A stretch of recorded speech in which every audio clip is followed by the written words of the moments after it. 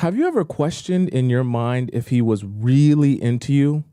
I mean, isn't it confusing to constantly be wondering if this is all just talk to him or if he really actually feels this way about you? What if I told you it could be a lot more obvious if you just knew the real signs?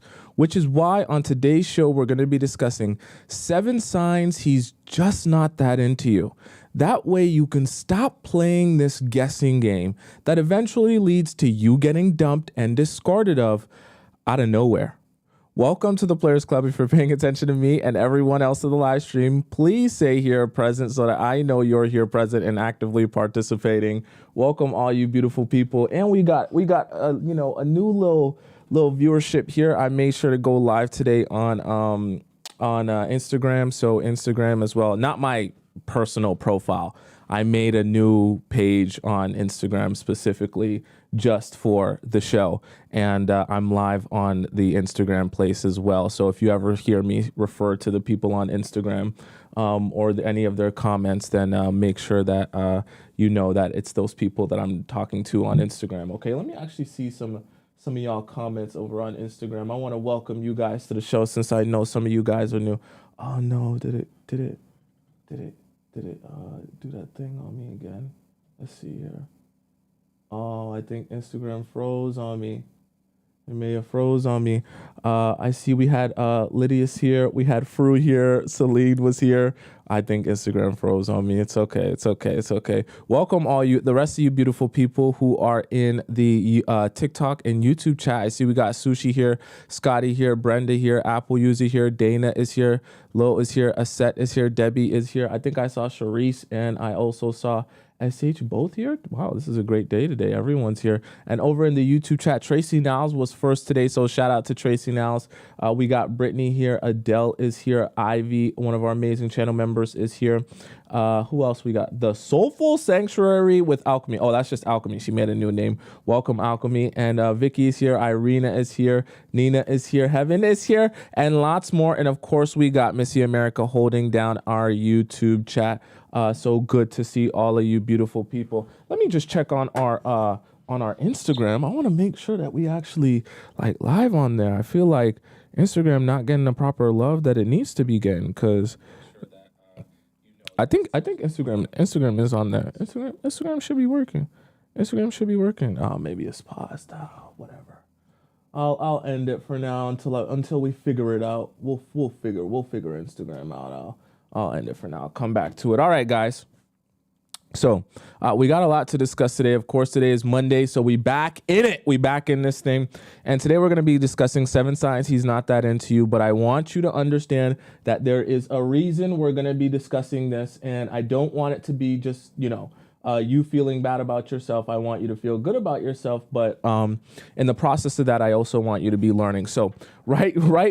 First things first, we're going to step right into the classroom. Actually, let me state what number 1 is first. So number 1 is going to be the limbo state. Okay.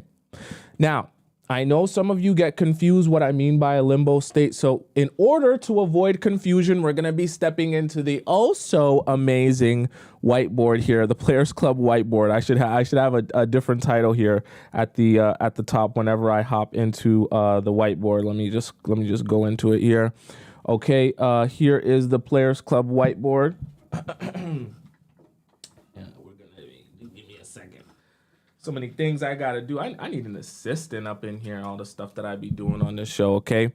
Let's hop into the whiteboard here for you guys. And we'll get this thing started. So what the hell was that? What the heck? What the heck? Okay. Go back to my, where did my screen go? I want the white layer. What the heck? What was that? How do I undo this, chat? I don't know how to undo this. Look at this. Look at this, chat. Look at this right here. How do I... What just happened here? You guys seen that? That was so weird. Why did that happen? That was really weird.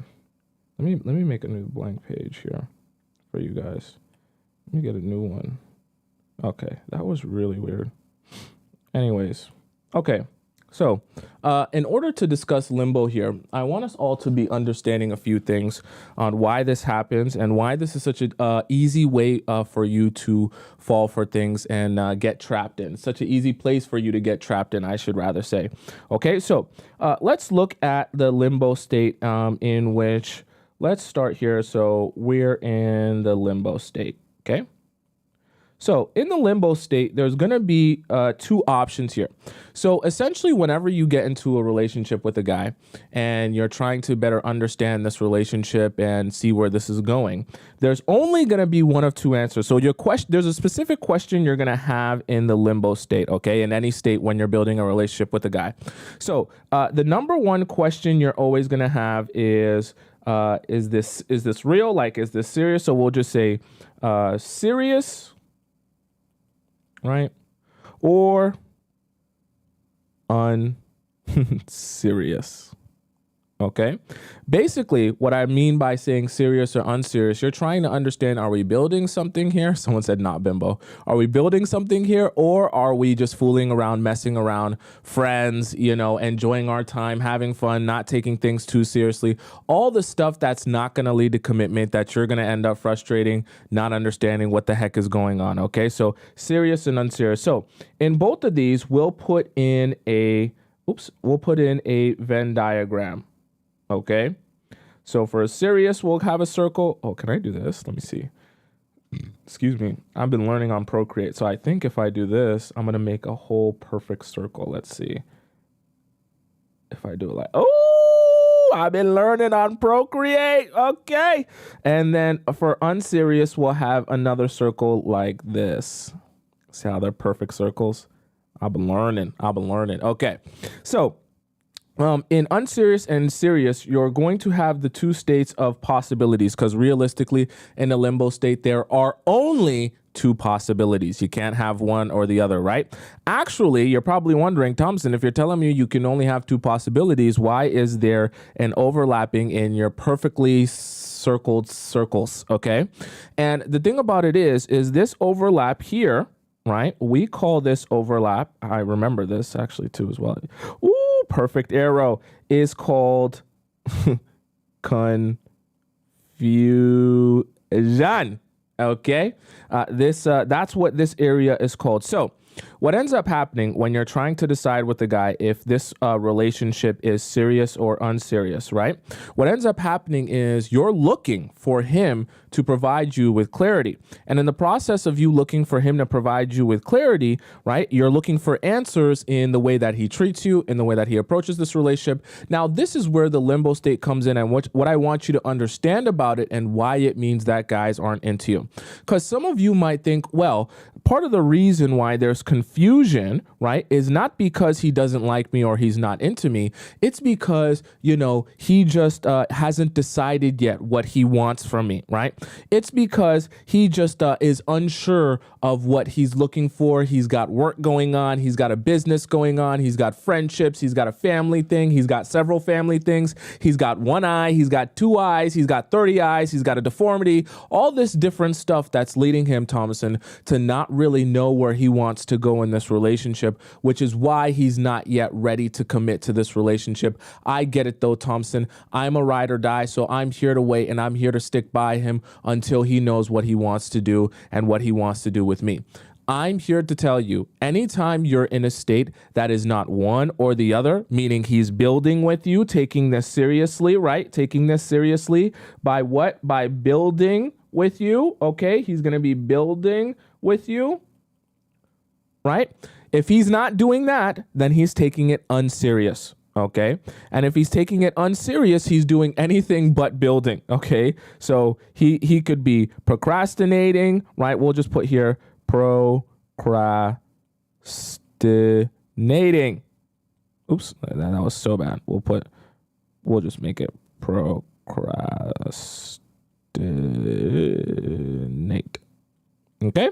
So anytime he's unserious, he's going to be procrastinating. I know that's so bad right there. That makes me mad. Okay. And that is what's going to be happening throughout the process of him being unserious. Now, see, the thing that guys are really good at, right? See, when they're not into you, you have to understand guys are never just going to want to come out and tell you, hey, I want you to know I'm not into you. I want you to know that I'm leaving you in a quite unserious state because I'm procrastinating actually having to build with you. I'm procrastinating actually having to build a real relationship with you. I'm procrastinating all the stuff that would be required of me if I was really serious about this relationship. See, they're not going to come out and tell you that. That'd be too obvious, and they wouldn't get what they want from you if they were going to approach it like that. So you want to know what guys do instead of instead of just flat out telling you that they're unserious with you and they don't want you. This is what they end up doing. They end up confusing you, and how they end up confusing you is by telling you a lot of things. So we'll say in here, we'll put in here, he'll say words. Why is this doing that? Okay.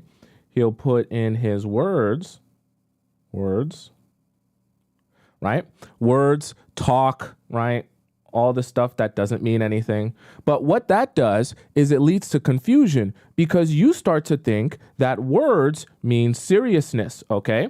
You also start to realize that the actions, right? So we'll put actions kind of here, right? Kind of on the outskirts, actions. Actions are making things look unserious, okay? Actually, we'll put this in here, okay? For the purpose of this, okay? Actions are very unserious, okay? The words seem serious, right? And we'll even put things like I love you, let's get married, okay? We'll say love at first sight, right? So LAF, love at first sight, LAFS, right? All of these things are going to make it seem serious. But even those words and that talk, right, is going to lead to some confusion because when you're contrasting that with the action, right, we'll even say here, we'll say, instead of words, we'll go words. Oh, wow, that was so bad. We'll go words versus action, okay? So when the confusion state is the words versus the actions, where you're not completely sure what it all means, because when you combine the actions that are unserious with the words that seem very serious, you're really confused on what any of this means. So you're now in a limbo state, okay? Now, the reason that I want you to understand that anytime you're in a limbo state, meaning anytime you're confused about the relationship, this is why it's so important to understand why it means that he's not that into you. See, you need to understand that men are not dummies, okay? Meaning they understand what it is that they're doing with you. They understand if they're wasting your time. They understand if they're just, spending time with you to get what they want from you, but they have no intention of actually building with you. Men are not dumb. They know this and they know it to be true. They don't have to, they don't need a magic pill or a magic potion to realize that they're wasting their time with you or that they're wasting your time. They know it deep down. So I say that to say you need to understand that guys are good at providing you with clarity whenever they really want to provide you with clarity, okay? And guys are also good at providing you with a lack of clarity whenever they want to stall you, okay? So let me just make a quick line here so you can understand, right? So let's see. We'll say confusion. Wow, that was I can't stand when my handwriting is bad. Confusion will come with certain things, right? Let's see, inconsistency, right? Inconsistent, right? Hot and cold, right? Talk, no action, versus clarity, which will come whenever he is intentional, he is trying to build, right?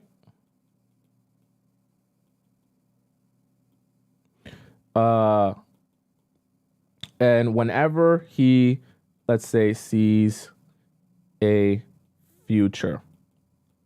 Because you have to understand that if a guy likes you and he really wants to build with you and he really wants to be with you, he's going to be acting upon that realization. This is where I want all of you realizing that men are really not dummies.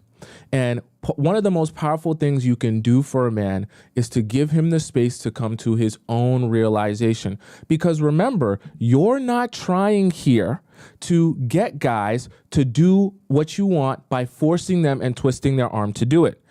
In the Players Club, this is where you get really, really, really smart.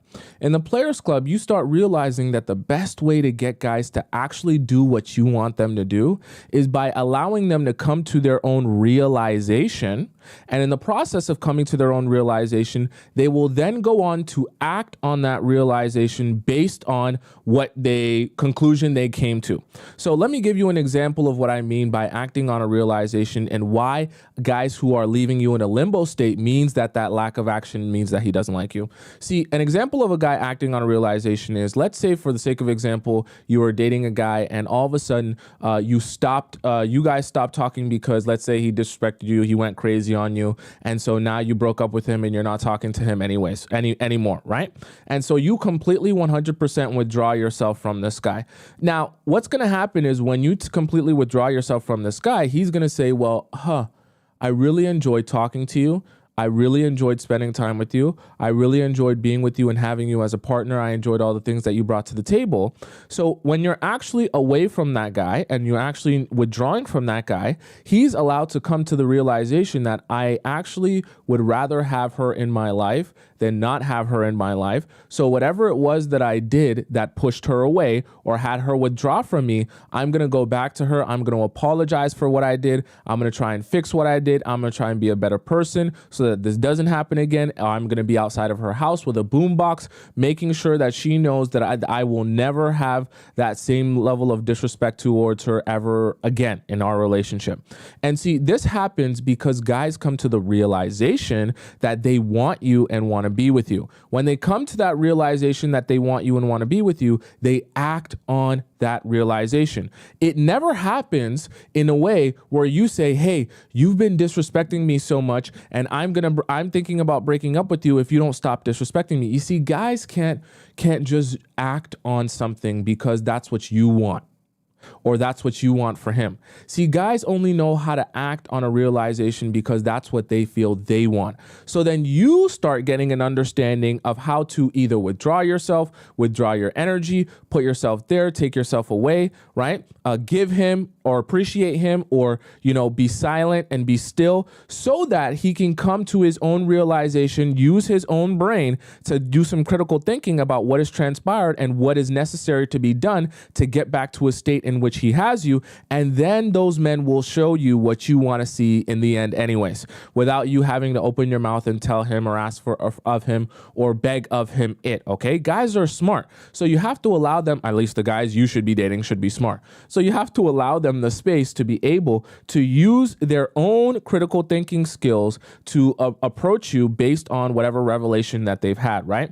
And see, when a guy has, the reason I am bringing all of this up and why this is so important for what we're discussing right here, and even in with clarity and confusion, right, is because when guys are not into you, they're going to leave you in a state of confusion, not because really they're confused, but because they really don't have their own internal clarity or their own internal revelation that, hey, I like you and want you so much that I want to be serious with you and I want to build this relationship with you, because I want you to understand this, okay?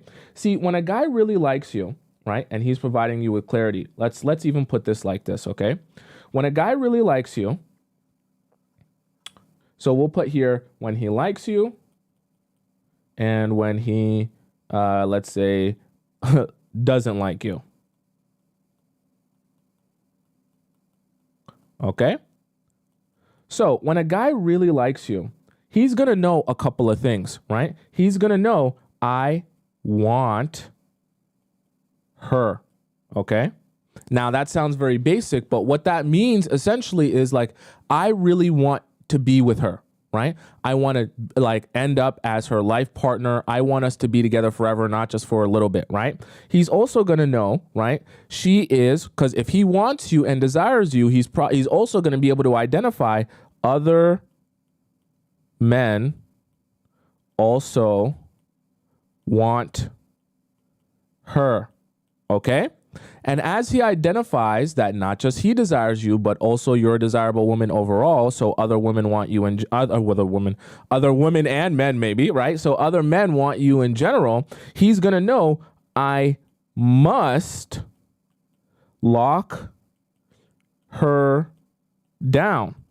Right? He's going to be thinking, I must lock her down because if I don't lock her down, the girl that everyone else desires, she will eventually be taken by someone else, some other guy who really wants her also and is prepared to do all the things necessary to get her in a relationship. See, the thing about it is when a guy doesn't like you, and this is why the limbo state is such a clear sign that he's not into you. So don't ever think it's because he's got a business or because he needs to make money or because of this or because of that. If he's not committing to you, it's simply because he doesn't want to. So I want you to understand, see, when he doesn't like you, he's thinking to himself, you know, I could do better, right? He's thinking, I'll have some fun, right? Let's see. It's not that serious. Okay? All of these things he's going to be thinking to himself. This is his inner dialogue, okay?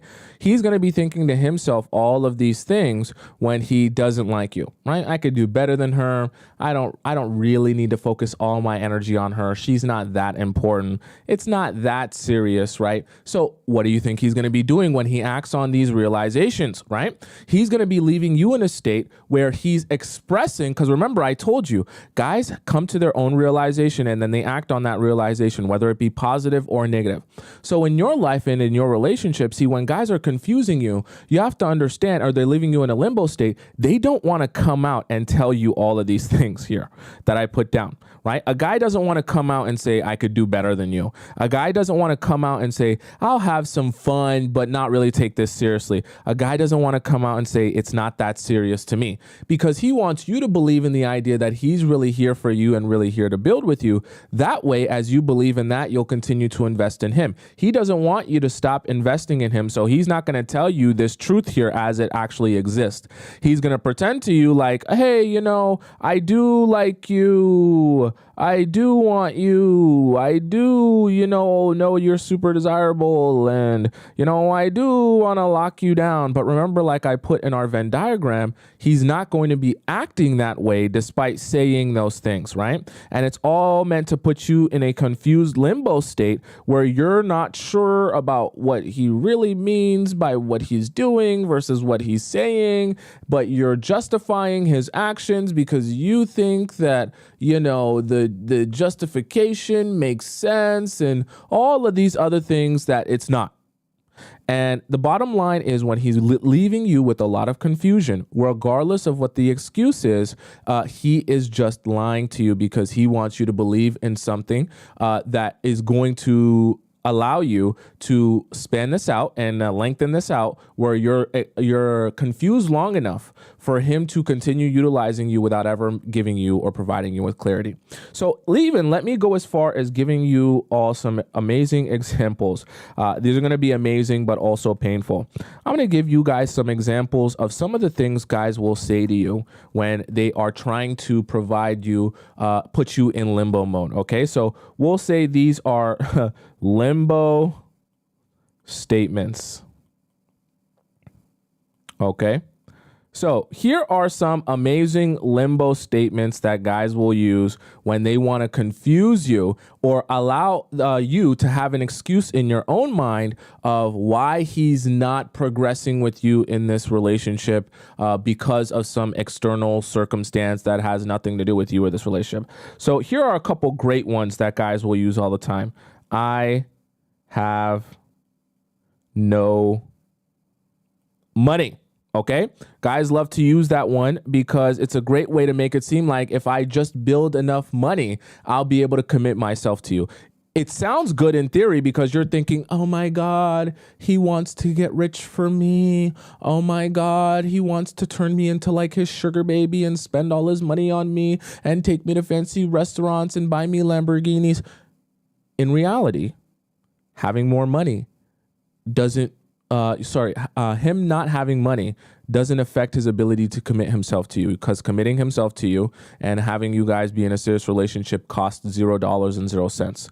So it sounds good in a movie, but in reality, it doesn't mean anything. Okay. So I have no money is just one of those limbo statements that don't mean anything. Okay. So another one that guys will use as a limbo statement, I'm not ready yet.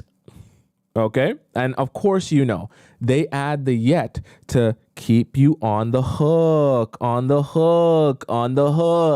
because you don't hear I'm not ready. You hear I'm not ready yet, meaning all you get to look forward to is there will be a time when you're ready. Yeah, that time could be 10 years in the future with someone else other than you. But the problem is you're here now. And the problem is you're here looking and expecting and ready for a relationship now. You can't be waiting forever for someone to be ready, okay? And a lot of times when guys say, I'm not ready yet, you don't even know what they're getting ready for.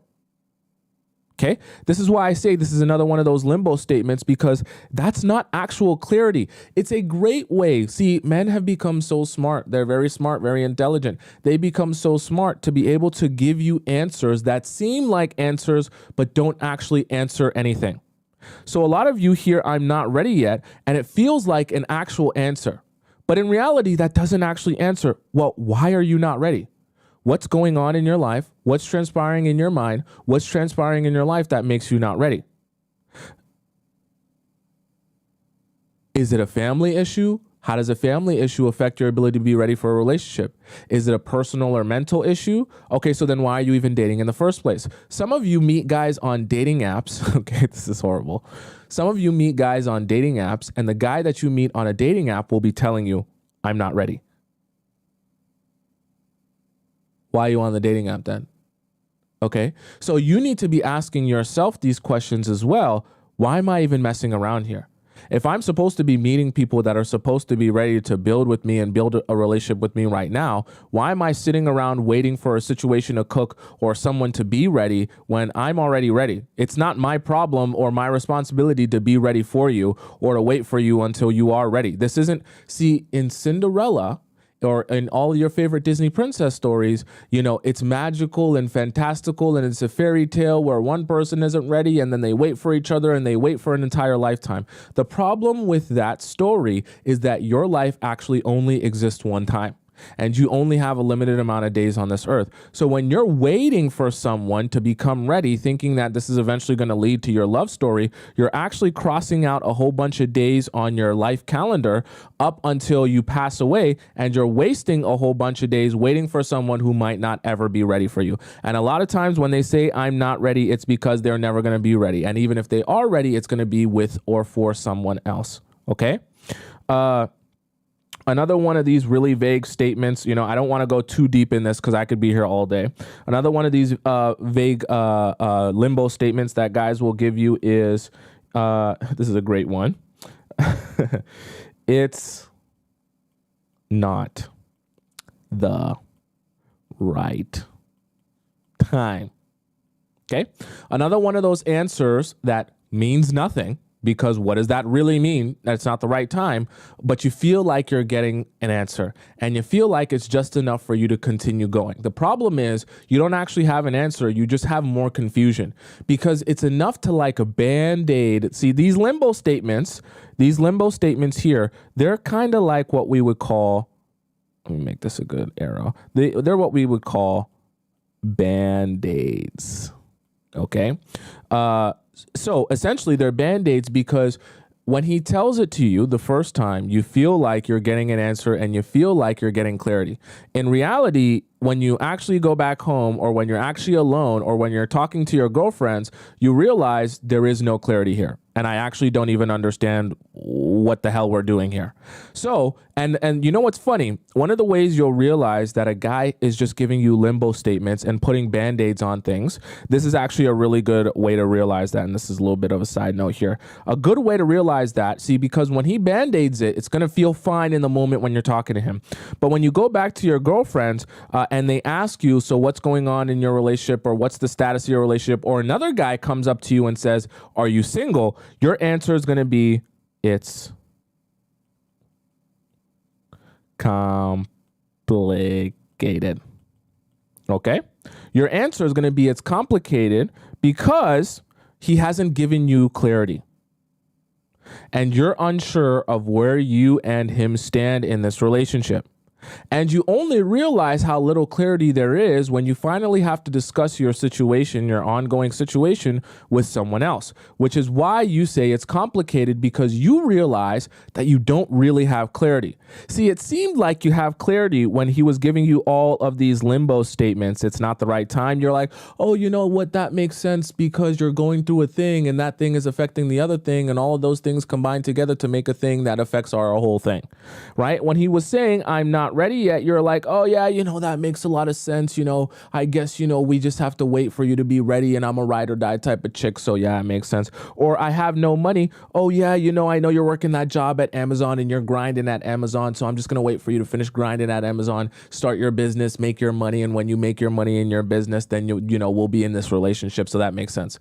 But by the time you go and explain it to someone, a third party who's not in that situation, you realize that you're describing your situation as complicated. Why? Because you're actually genuinely confused. You've just been trying to convince yourself you're not confused and accept that you're not confused so that you can continue on with the relationship. Okay?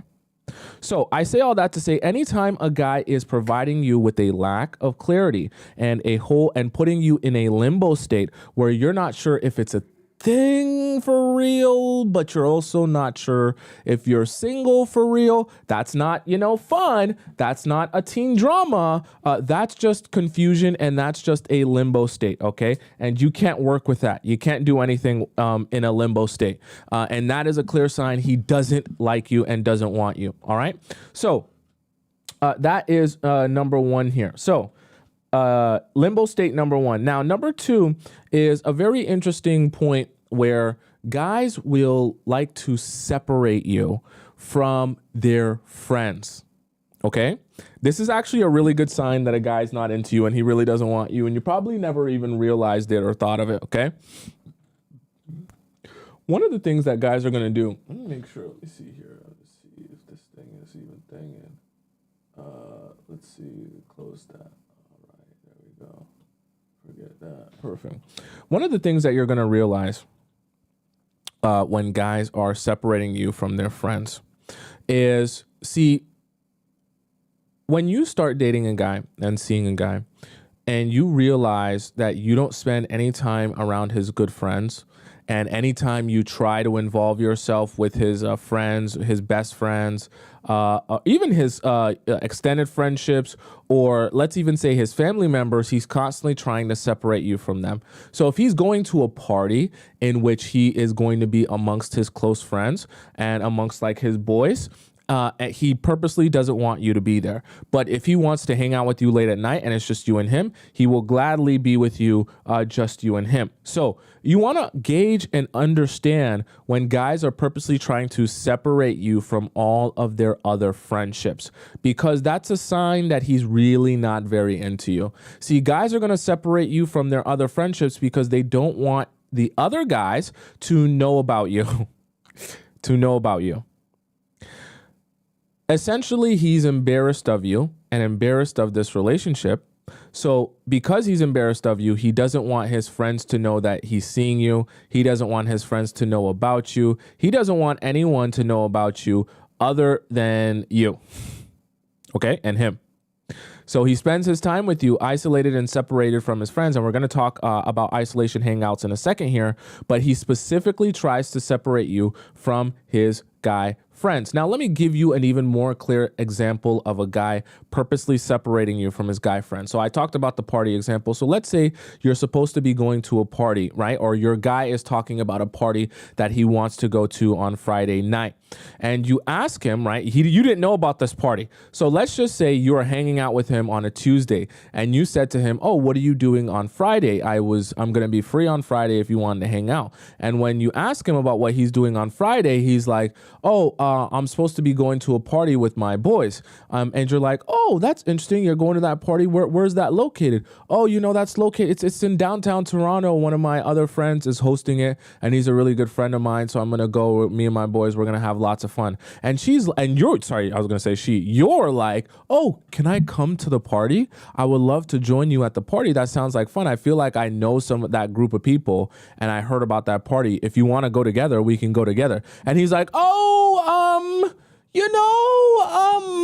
yeah, you see, me and my friends have a thing where, in the car, it's full. It's full. Yeah, it's a small car, compact. It's like a Ford Focus. So the seats very small, large men. There probably wouldn't be enough space for you. You're like, oh, well, why don't we just, if that's your friend's Ford Focus, why don't we just take your car? Oh no, I'm gonna be drinking, smoking, doing heroin, doing everything, needles, fentanyl, all the things that you can possibly do. I'm gonna be doing them. So I can't drive. It's not possible for me to drive at all.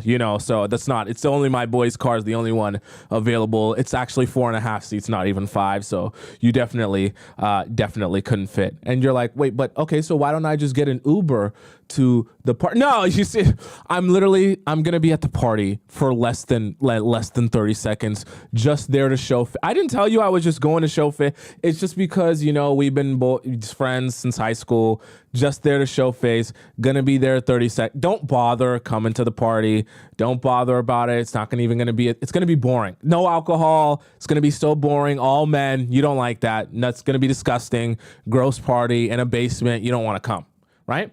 So that's a perfect example of guys trying to separate you from their friends, okay? So you might be thinking to yourself, oh, well, I guess, maybe he does actually just got a thing, and, the thing that he's got to do is just not going to allow me to be at the party and see his friends. But one thing that you'll start to notice over time when guys do this over and over again is anytime you try to bring yourself around his friends, whether purposely or, just by accident of just, living life, he has friends and he hangs out with you. And, anytime those two worlds are going to collide, he's actively fighting against that. Trying to skirt out of that and get away from that, get away from having his guys meet you or know too much about you. Probably, and mostly because if you were to meet his friends, one of two things will happen or both will happen. You'll discover a lot of real information about how he really feels about you through his friends, number one. And number two, in the process of you meeting his friends will realize that he's dealing with you, and either he might have another situation going on, or he might have, there might be another girl that he takes more seriously, and he just doesn't want those guys to know about you. Okay? Anytime a guy is trying to strong arm or really against you meeting his friends or seeing his friends or being around his friends, he's trying to isolate you. And we're going to talk about isolation hangouts in a bit. He's trying to isolate you and keep you in a place where it's only you and him, and you don't spend any time with anyone that he knows outside of the time that you guys spend together. Okay? Does that make sense? I seen someone earlier say, where is your hydration bottle? It's right here. Okay?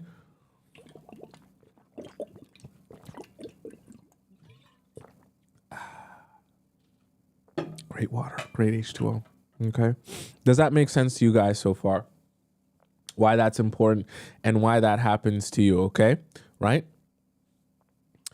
Christine says, we've been together for 1 year now, and I've never seen his friends nor his relatives. Christine, you need to stay for this entire show. This entire show is for you. That's not good. I don't want to burst any of your bubbles or be mean to any of y'all. But if you think that you're with a guy, if you think you're in a relationship with that guy, and you haven't met any of his friends or close friends or relatives, you think you're in a relationship with that guy. I'll just say it like that. Emphasis on think. Okay, so let's go into the next one here. So number one was the limbo state. Number two was separating you from the friends. Now, number three, we're gonna call this stop pooping time. I'm gonna put an alert on my phone here. I wish I had some alerts and things to do. I don't have any of that here on my thing. Anyways, so number three here is so important, and I want you paying attention. Please get your hand out of your pants and pay attention to me. I call it stop pooping time because if you're on the toilet, I want you to stop pooping, okay?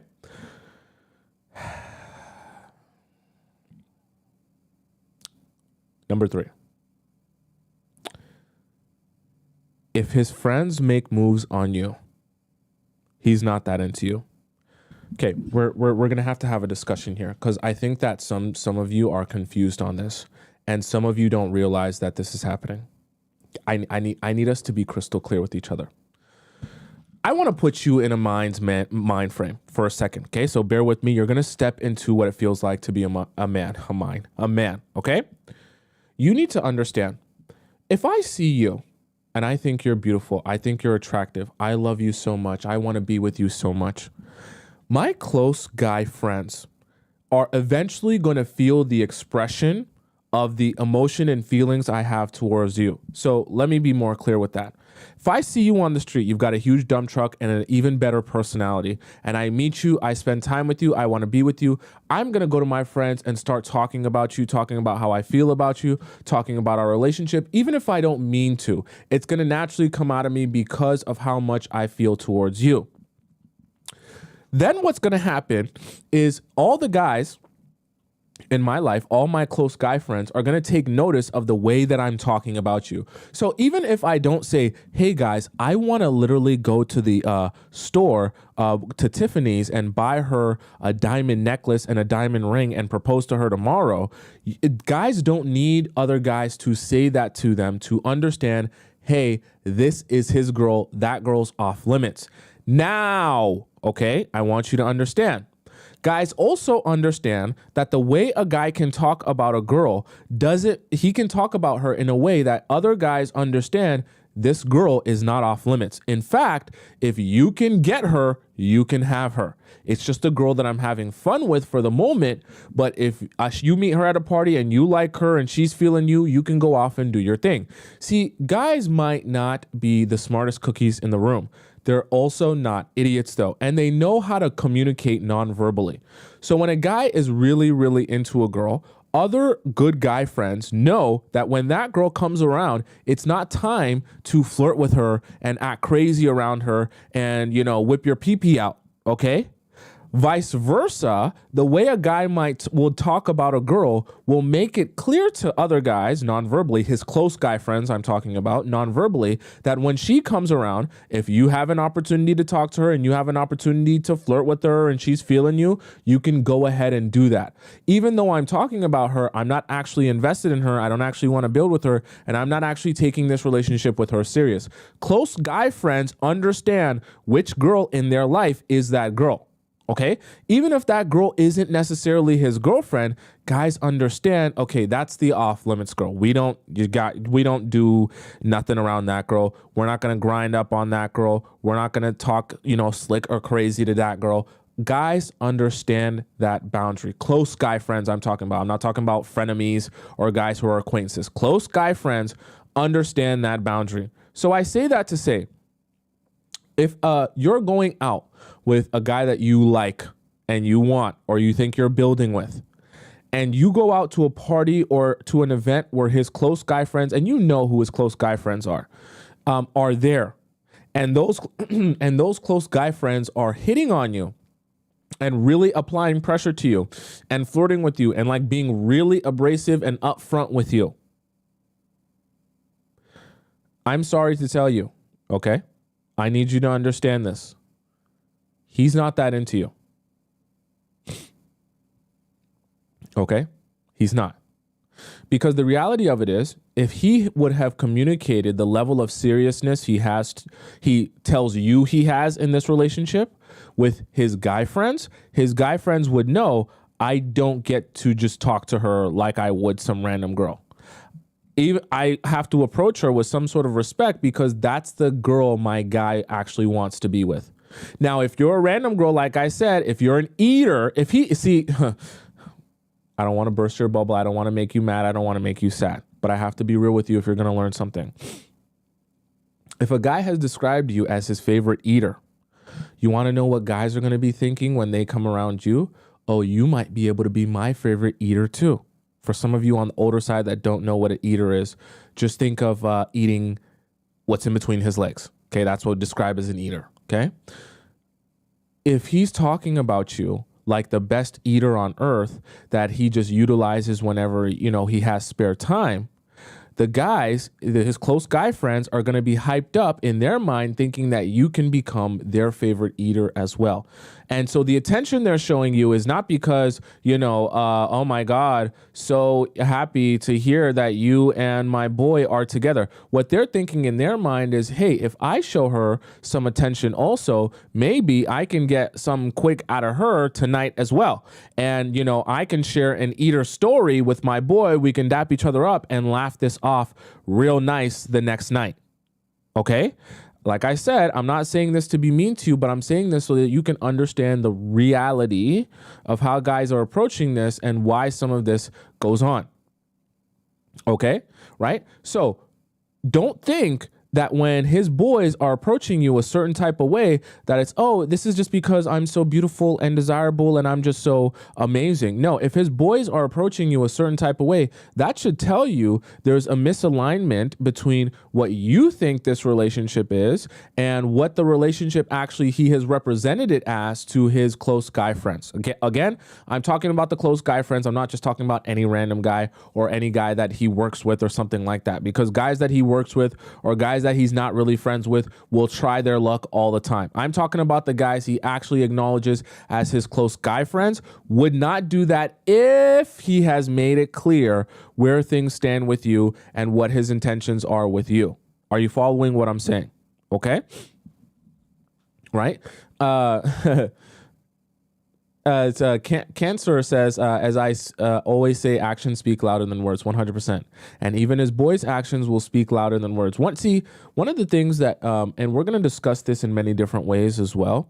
One of the very, very important clues to really tell how a guy feels about you, because like I told you guys earlier, guys aren't going to come out and tell you the truth. They're not going to come out and tell you how they really feel. What they're going to do is they're going to hide how they really feel and hope that you don't realize how they really feel while they can extract from you what they really want to extract from you. So I say that to say a really telltale sign to tell how guys really feel is not by asking him directly, but a lot of times looking to how he acts with his boys, how his boys treat you, how they interact with you, being around his friends, being around his family or lack thereof, and using that as a gauge to see how he's really talking about you. You've heard the saying, I would love to be a fly on the wall for that conversation. That's because a lot of times the way people will talk to you can be different from the way people will talk about you. And a lot of times when there's a misalignment with that, you'll have people in their life treat you differently based on the way they talk about you. And it'll be confusing to you because you will be considering or thinking that they will approach you a particular way based on the way that that guy talks to you.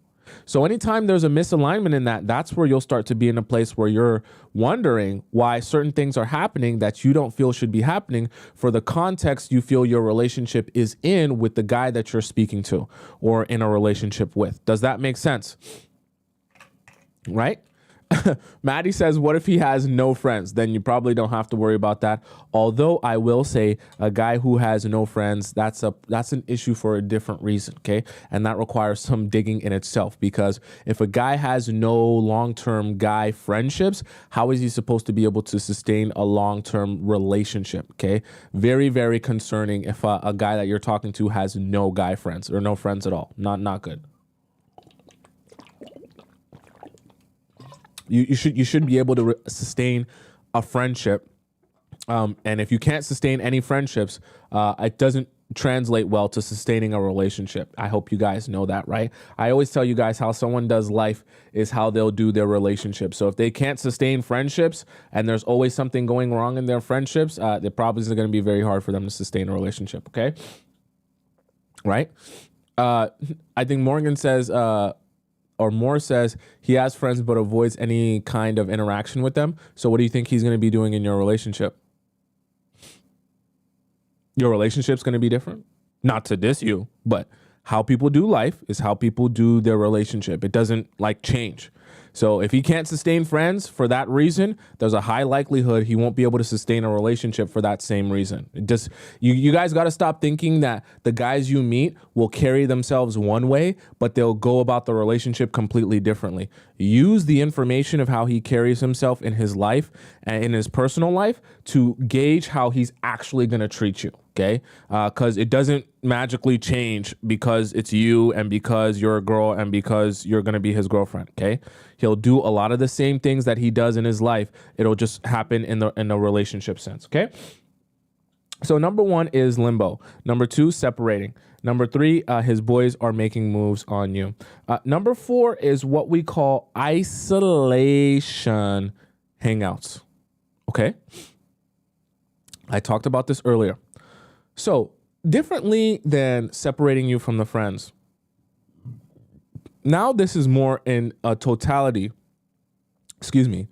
This is more in totality of the friends, the family, acquaintances, just his entire personal life. He's going to try to isolate you from that. So he doesn't want you to be around his work stuff and his work life. He also doesn't want you to be around his family life. He doesn't want to introduce you to his family. He damn sure don't want to introduce you to his close friends. We just talked about that. And even extended friends and all that stuff, he doesn't want you to be around them either. So what essentially ends up happening is every hangout you guys have is isolated to being in the car, to being at his place, to being at your place, or to being, in a park at night where nobody can see you. Just things like that where all the time that you hang out is completely isolated from anyone or any other thing that no one else can see you. Here's the thing. I just have to be real with you. When a man likes you and appreciates you and wants to build with you, he's going to ingratiate you into his life. Why? Because he wants you to be a part of his life. Please never forget that. So when men are purposely trying to separate you from everything else they have going on in their life, it's because they don't want you ingratiated in what they actually have going on. See, when I isolate you from everything that I have going on in my life and you're not a part of anything that I'm doing, you don't know my friends, you don't know my family, you don't know anyone in my life, it's very, very, very easy to sell you a dream that way. Why? Because you have no other context, clues, understanding, knowledge, no implications, no more information to go off of except for what I tell you directly. Let me give you a better example of that so you understand exactly what I mean here. When I isolate you in our hangouts, and in the process of us hanging out one-on-one, we're hanging out at my place. And every time we hang out, it's at my place. And you don't really even see the outside of my place when we're together. I'm always telling you, I want this to be so serious with you. I want to build with you. Yeah, I want us to go somewhere. I'm so happy with you. I want to marry you, all that good stuff. And I'm just feeding you all of this, word vomit, word salad over and over and over again. See, as I'm doing that and you're only spending that time with me without any context or information from any other source, you begin to believe in that because you have nowhere else to gather or receive information from except for what I'm telling you directly. But what happens is if I'm hanging out with my family and they're asking me, hey, so are you dating anyone right now? And he's like, no, I'm completely single. If his friends come to him and say, hey, bro, I got this girl that wants to meet you or thinks you're cute. She wanted to know if you're single. And you're like, yeah, bro, 100% I'm single. I'm down to do whatever. Or, yo, these girls want to go party with us and they want us to come back to an AP. Let's go. He's like, yeah, damn it, let's do it. I don't have no responsibilities. I don't have no one to be home to. I don't have no one to answer to or anything like that, right? And so in every aspect of his life. He gets to enjoy his life as a single person, as someone who's not in a committed relationship, and he doesn't have to live up to the responsibility of all the things that he told you. Here's the problem though. You're going about the relationship and investing in him based on the information he provided to you. And remember, I always tell you guys, information is king. But remember, in this particular scenario where it's an isolated hangout, the only type of information and the only information you do actually have is the information coming directly from him. You don't have information about his friends. You don't have information about how they treat you. You don't have information about what they say about you, what they've learned about you, right? You don't have information about what his family thinks of you or how they approach you, right? Or whether or not you've even been introduced to them, right? You don't have any information about, hearing about his past relationships or hearing his friends talk about his past relationships from a different perspective. All of these different ways that you'd be able to gather information outside of just hearing it directly from that guy is excluded from you when you're only in isolated hangouts. And see, when a guy is not really into you, like when he doesn't really like you, really easy way, one, to manipulate you, and another easy way to allow it so that you don't realize that he's not that into you. Because once again, like I said earlier, guys don't want you to realize that they're not into you and tell you that, because when you realize that, you're going to pull yourself back and you're probably not going to invest as deeply and heavily into him. So it doesn't make sense for him to come out and say that to you. Rather than say that to you, he's going to use different strategies to basically have you believe that he might be into you, but in reality, it really means that he's not, which is exactly what we're going to be discussing today, and how some of those things are subtle, but they definitely mean that he's not very into you, okay? So that you're not confused anymore. I don't want you to be confused. All right? So limbo state was number 1. Separating was number 2. His boys make moves, number 3. Number 4, the isolation hangouts. Now, number 5, I actually want you to pay attention for this one, because this one becomes very confusing for some of you. And I know some of you don't really understand this one when it happens.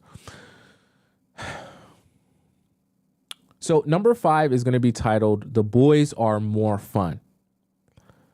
See, when guys are building a relationship with you, there's nothing wrong with wanting to be an individual and have fun with his guy friends and loving the time that he spends with his guy friends. Of course, it's not meant for the only time he has fun to be with you. Okay, that's not natural. That's not realistic. However, here's the thing that you'll notice when a guy's honestly just not that into you. Every second of his free time, available time, he will always rather spend that free and available time with his guy friends doing guy stuff than he would rather spend that time with you. I know that this is very painful, but I need you to hear this loud and clear. See, there's nothing wrong with having a balance of sometimes he wants to spend time with his guy friends if he hasn't seen them in a while. Sometimes he wants to spend time with you, and there's a balance between that. But one thing you'll notice when a guy really isn't that into you is that every single opportunity he gets for free time, he wants to be around his guy friends, wants to spend it with it. It's almost like he's consistently trying to escape you. I really mean that. You feel internally like the guy you're dating is trying to escape you, because the moment he's got a day off, the moment he's got a second of free time, he wants to hop on the game. He wants to go drinking with his boys. He wants to go in the game with his boys. None of the time is ever, hey, I'm free. I want to spend this time with you. That is unnatural, and that should make it clear to you. Let me make sure I fix this here. That's unnatural, and that should make it clear to you that the guy that you're seeing and dating actually doesn't really like you and isn't really that into you. Because when guys only think that fun is spending time away from you, I'm sorry to tell you, it doesn't speak well to his actual feelings of you, if he even has any, right? It's just not a thing. And I never want you to forget that. I've seen someone say he only wants to spend time with me on the weekends. Like I say, there's nothing wrong with the balance of time that he wants to spend with you sometimes and times that he wants to spend with his boys sometimes as well. But when it's only spending time with his boys, when it's only hopping on the PS5 or the Xbox or the PC, when it's only going out and drinking with the boys or going out to a game with the boys or going out to the bar with the boys, I can assure you it's happening for a reason. Your man is supposed, I know that this sounds weird, but like your man's supposed to like you, you know that, right? Like he's supposed to like enjoy spending time with you. You know that, right? Like you're supposed to be like his life partner. You know that, right? Or maybe you didn't. If you're his girlfriend, like he's supposed to feel like he can talk to you 24/7, maybe not 24/7, but a lot. Because if he's planning to spend majority of his life with you, he should be enjoying majority of that time. So if he's always looking to get away from you, that's a clear sign he's not enjoying majority of that time. So don't let that slip past you, that you're thinking, oh, he just wants to spend every second of his time with his boys because, his boys are his best friends. Well, I mean, yeah, his boys are his best friends, but also you're going to be his best friend as well. So it's not like, he'll only ever want to spend time with his boys and never with you. It should be a balance. And a lot of times, if things are good and you're in a healthy relationship, there can also be a combination of, spending time with both sides, where even sometimes it's spending time with both his boys and you. Because his boys also have girlfriends, or there's times where also it's appropriate to bring you along. So I just want you to understand that so that you're not confused when you start noticing that the guy you like always ends up wanting to spend time with his guys, and you have to essentially beg him to spend some time with you and staying with you, or to be with, or to do anything with just you. And anytime you ask him to do anything with just you, it feels like you're literally holding a pistol to his head. But if it was to go out with his boys, he's ready to do that in a moment's notice. Not a good sign, I can assure you. I know that's painful for some of you, and I know some of you didn't want to hear that, and some of you are doing some reevaluating, but I need you to realize that, okay? Right? Sarah says, then you're just some placeholder to boost his ego when he's bored. Precisely. Don't be that. And don't confuse yourself with the attention he might give you when he's bored, or his boys can't hang out with him, or he wants to jackrabbit himself inside of you into thinking that he actually wants to spend time with you. Okay, some guys are really good at showing you attention when they want to jackrabbit themselves inside of you, not so good at showing you some attention or investment and just spending time with you. Okay, right? Chosen says, yes, that means that he does not like you at all. 100%. Okay. Right?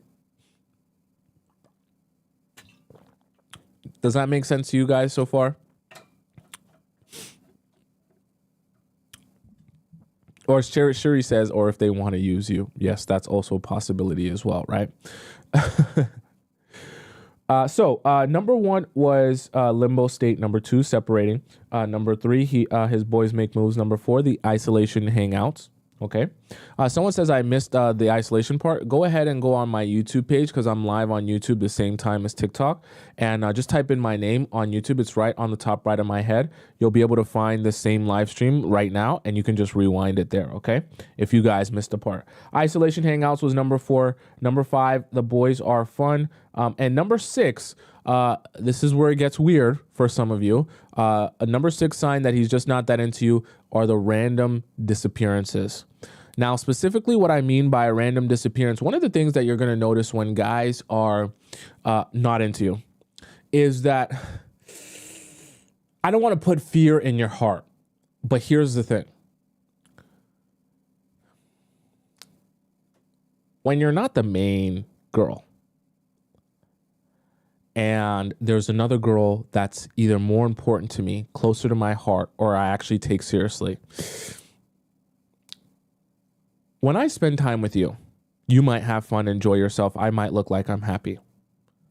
When I spend time away from you, what you're going to notice is unscheduled and random long disappearances, where I go from texting you regularly, talking to you like I regularly would, even calling you or messaging you like I regularly would, interacting with you like I regularly would. And then randomly for like days, or for some of you weeks, just radio silence. You don't hear anything from me. And then I come back after a couple of days or a couple of weeks, and I just continue speaking to you at the same rate and pace that I was before, as if nothing happened. When you, I want to be careful when I say this, because I know this is going to start worrying some of you, but this is honestly the reality. And this is why I have to just be real. When guys start doing this to you, it's usually because of this main reason. When he's with you, you're a fun side quest. When he's not with you and he's spending time with the girl he actually cares about, wants to build with, wants to make sure she's good, wants to make sure, you know, that relationship gets cared for and tended to, the grass that he actually wants to water, he completely ignores you for two reasons. One, because he doesn't care about you when he's with the girl that he actually cares about. And number two, because he doesn't want you messaging him or the girl he really cares about catching him interacting with you when he knows you're not the one that he actually wants. Okay? So he doesn't want you to mess this up for him. And this is why I say I don't want to put fear in your mind, but this is one of the things you're going to start noticing. So for some of you that if you've ever been in a situation where you were dating a guy with a girlfriend, or you were dating a married man, right? Or dating a guy in a relationship in general that had other things going on with other girls, you've probably noticed this before, which is why I'm speaking on this.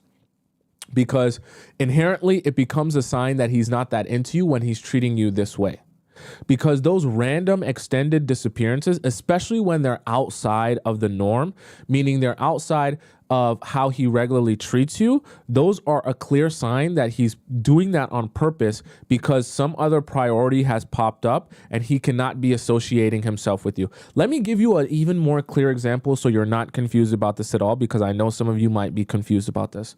So an example of a random disappearance would be, let's say you hang out with the guy that you're starting to like. You guys have slept together. Maybe you went out on a couple of dates here and there, met each other on Hinge or whatever, kind of been talking, but nothing like super over the top serious, just kind of hanging out and just kind of sleeping together sometimes, real casual stuff.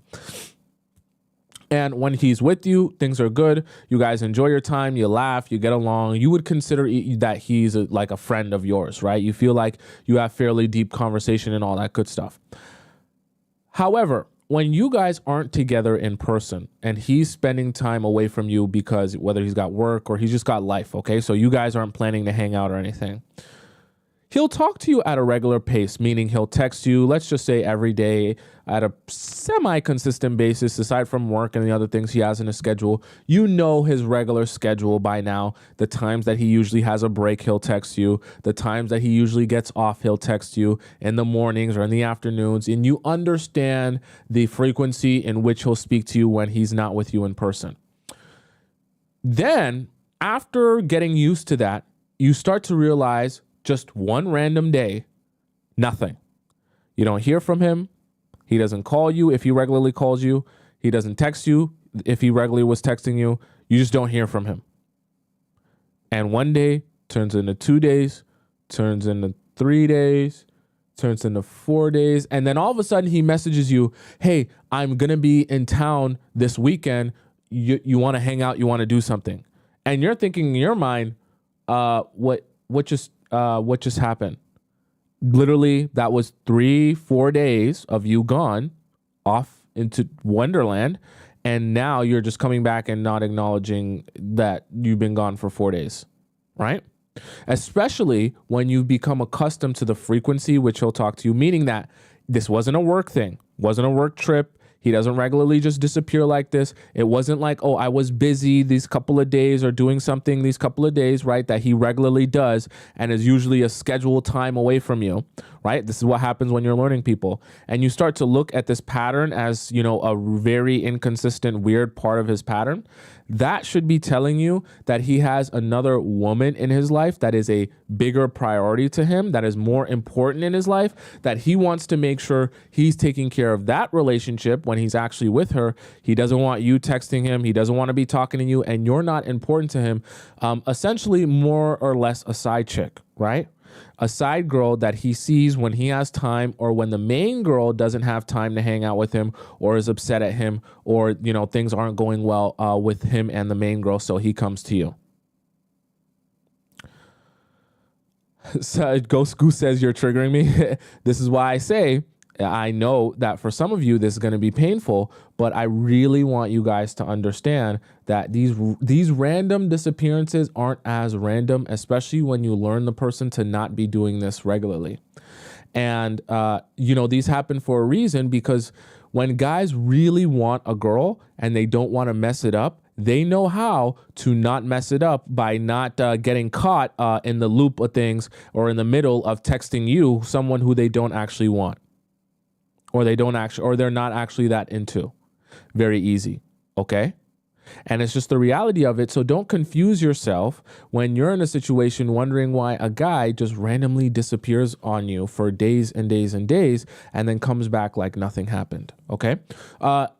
Ivy donates $10 in the YouTube chat. Thank you so much, Ivy. And thank you also to those who donated in the TikTok chat as well. Thank you to Prissy, Rosemary, Adriana as well.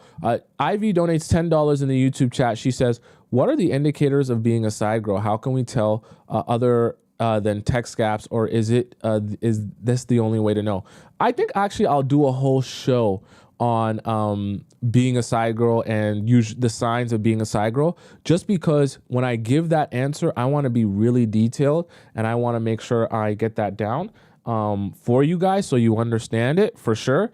Because if I just say it, a couple answers here, it won't be as well thought out for you guys. So Ivy, I'm gonna put that in my notes here, and I'm gonna have it there as one of the topics that we'll have a show on. We're here every day, so we got time to have a show on it. Okay, so I'll make sure to put that down as well. But to answer your question for what I can right now, one of the clear signs, of course, is him disappearing on you randomly. Another one of the clear signs is when you guys have a planned hangout, and we'll talk about this when we talk about the show. When you guys have a planned hangout or a planned thing, he's very quick to abandon his plans with you to go off and do something, right? And you'll notice over and over again, whenever you guys have something planned out and something comes up, he's very quick to go to what comes up. And just abandon whatever hangout or plan that you guys had set together. You'll start to feel it and get the sense that you're not the main priority. And it's not that you're taking a backseat to, you'll notice you're not the main priority in a way that you'll feel like, well, this doesn't make sense. It's not I'm taking a backseat as a priority to work. I'm taking a backseat to something that doesn't even seem work related. Okay? Because you're talking about you got a project to do at 12 p.m. at night. So we got to cancel our plans because of a overnight project? How does that work? Okay. I'll discuss it more in detail when we just have the whole show, but you get one. You should get my point. Okay. So number 1 is limbo. Number 2, separating. Number 3, his boys make moves. Number 4, isolation hangouts. Number 5, the boys are more fun. And number 6, random disappearances. And number 7, and one of the most important ones that I want you to understand, okay, because this can be subtle, and you might start to convince yourself that it's happening for a different reason. I don't want you to be confused. This is the real reason, and it's because he's not that into you. Number 7 is men who are keeping it light. See, I always tell you all, I know some of you guys love Shira and love some of the other people who talk about getting a guy to spend money on you. Getting a guy to spend money on you is great. You know what's even better than that? Getting a guy to emotionally invest in you. Why? Because getting a guy to emotionally invest in you is time and energy that he can never take back or buy more of. Meaning, when he puts that time and energy into you, and if you were to ever walk away from him, he will never be able to get that time or energy back.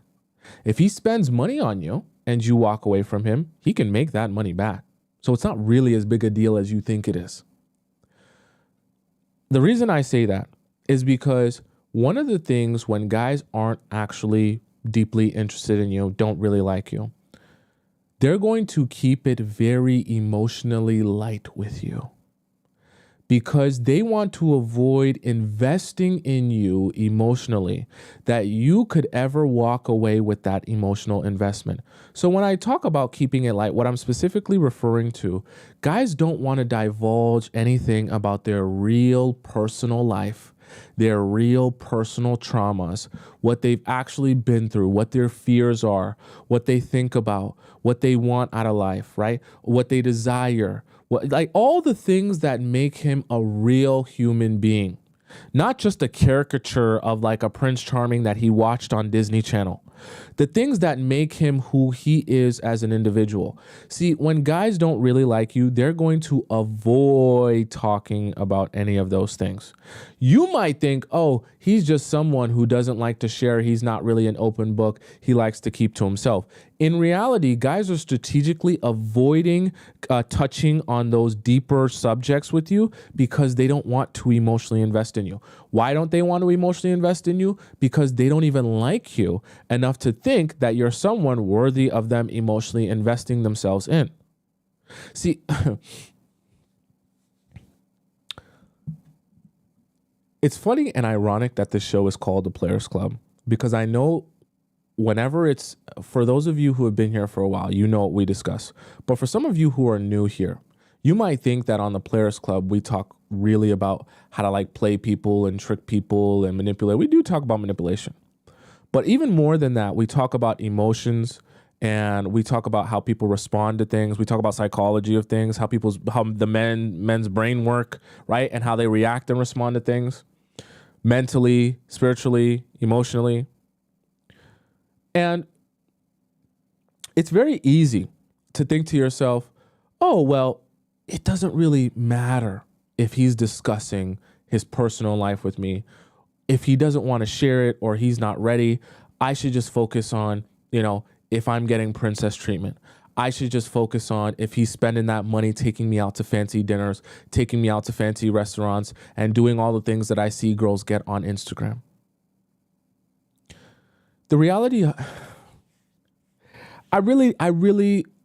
I'm so glad that the show exists and I get to speak to all you amazing people, because I feel like the confusion that sets in when you're hearing this over and over again from men and women makes it very difficult to build real long-lasting relationships. Because when you hear so much emphasis on money, all you think when you're meeting people is money. Are you spending money? Or is it a fancy date? Is it $100? Is it $200? Is it $1,000? And you begin to see your value in how much money he spends on you. But I need you to understand that men who spend a lot of money on you can also simultaneously be not very into you. Men with disposable income can spend $200 on a date with you. That doesn't mean that they're actually into you or they even actually like you. They just know that you're so focused on money that they can easily trick you into believing that they're serious with you by spending some money on you at the very beginning.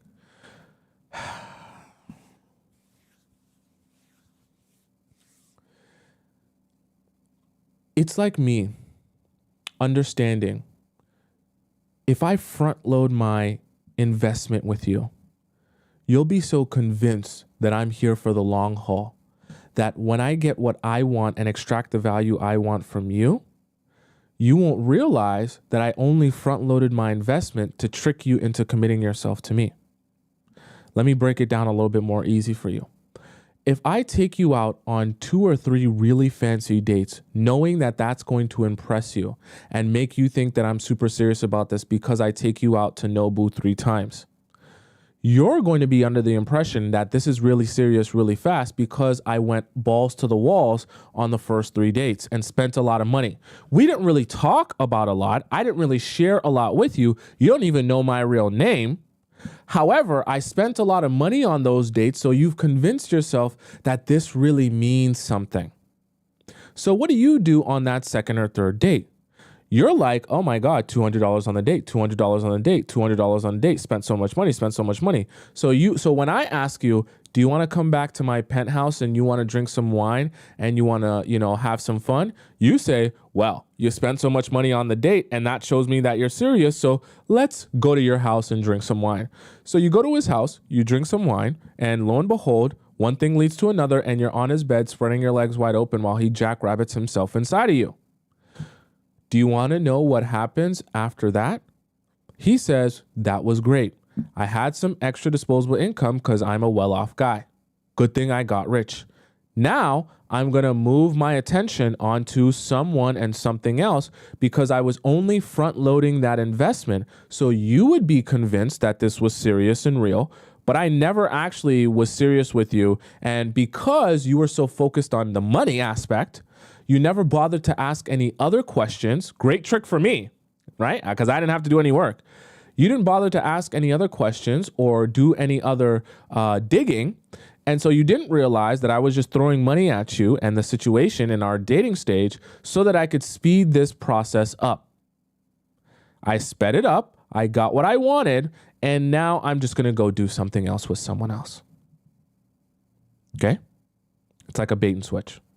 But it's the new era because guys are also taking in all this information and they're seeing all the other girls are emphasizing, make sure he spends money, make sure you get a bag, make sure he take you out to here and take you out to there and do this and do that. And you're looking at Instagram and you're looking at this and you're looking at that. And so they know the smarter, intelligent men, they see their tricks and the schemes that they play adjust as the times go on. So they know how much of an emphasis there is on money.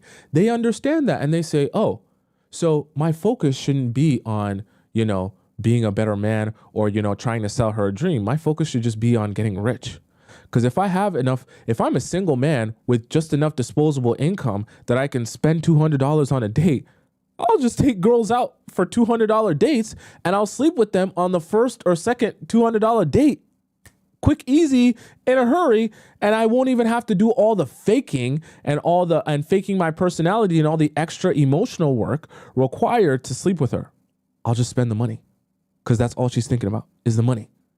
Okay, so I just say that to say, when a guy is keeping it extra light with you, don't be confused what that really is. Because what that really means is he's trying to avoid emotionally investing in you. And when he avoids emotionally investing in you, it makes it that much easier to manipulate you, extract from you, and then discard of you. Don't be confused. Guys only spill their guts to women that they trust and they respect and they feel comfortable being that vulnerable with. Do not forget, no matter how much money a guy spends on you, you cannot purchase or he cannot recreate the feeling of being able to be vulnerable with you. That is reserved for one very special person in his life. Never mistake if a guy is purposely avoiding being vulnerable with you. That is the biggest sign you should be looking towards to gauge how he really feels about you. Because a guy will some people call it stonewalling. A guy will stonewall you or just put an emotional wall in front of you when he is not very into you. Why? Because guys are literally allergic to divulging emotions into women and being emotionally vulnerable with women that they don't actually like. Please never forget that. Please, I beg of you. I know some of you guys like to get the bag. I'm not saying there's anything wrong if you want to get the bag and you want a guy to spend $1,000 on you. That's fine. Do that, but also be inquisitive and try to be paying attention. How much is he emotionally investing in you? Because we had a story in the Discord, and we're going to get to the Discord in a second. We had a story in the Discord where multiple stories actually. And one particular story comes to my mind where a girl was with a guy that she was sleeping with. And despite sleeping with him, she didn't really know much about him, to the point where she checked his ID, like his actual government ID, and realized that there was a different name on his government ID. And it was only then, after she checked his government ID, after sleeping with him multiple times, that she realized she doesn't even know who this guy is. And I say that to say that happens to more of you than you actually realize. Not that you don't know the guy's name, but I just mean that you don't realize how little that guy is emotionally investing in you, because your focus is all on so many other things. And you don't realize that he's purposely keeping it light, not because, he just wants to have fun and he just wants to chill and he just wants to relax, but specifically because he knows he's not here for any other reason than to extract something from you. And that something is in between your legs. Okay. Tasia says, I'm terrified. Don't worry, right? You can avoid this happening to you by being more inquisitive, being more skeptical. It doesn't mean you have to be a pessimist and assume everyone's out to get you, but you should be more skeptical of people when you meet them and give them the opportunity to really show you what they're about. Not just believe someone based on what they tell you, okay? Because everyone, even the worst of worst human beings, are going to tell you that they have a good heart and they're a good person. There is almost no one on this earth, unless they're a psychopath, who's going to come out and tell you, I'm a horrible person who will treat you horribly. Everyone is going to see themselves as a good person with a good heart.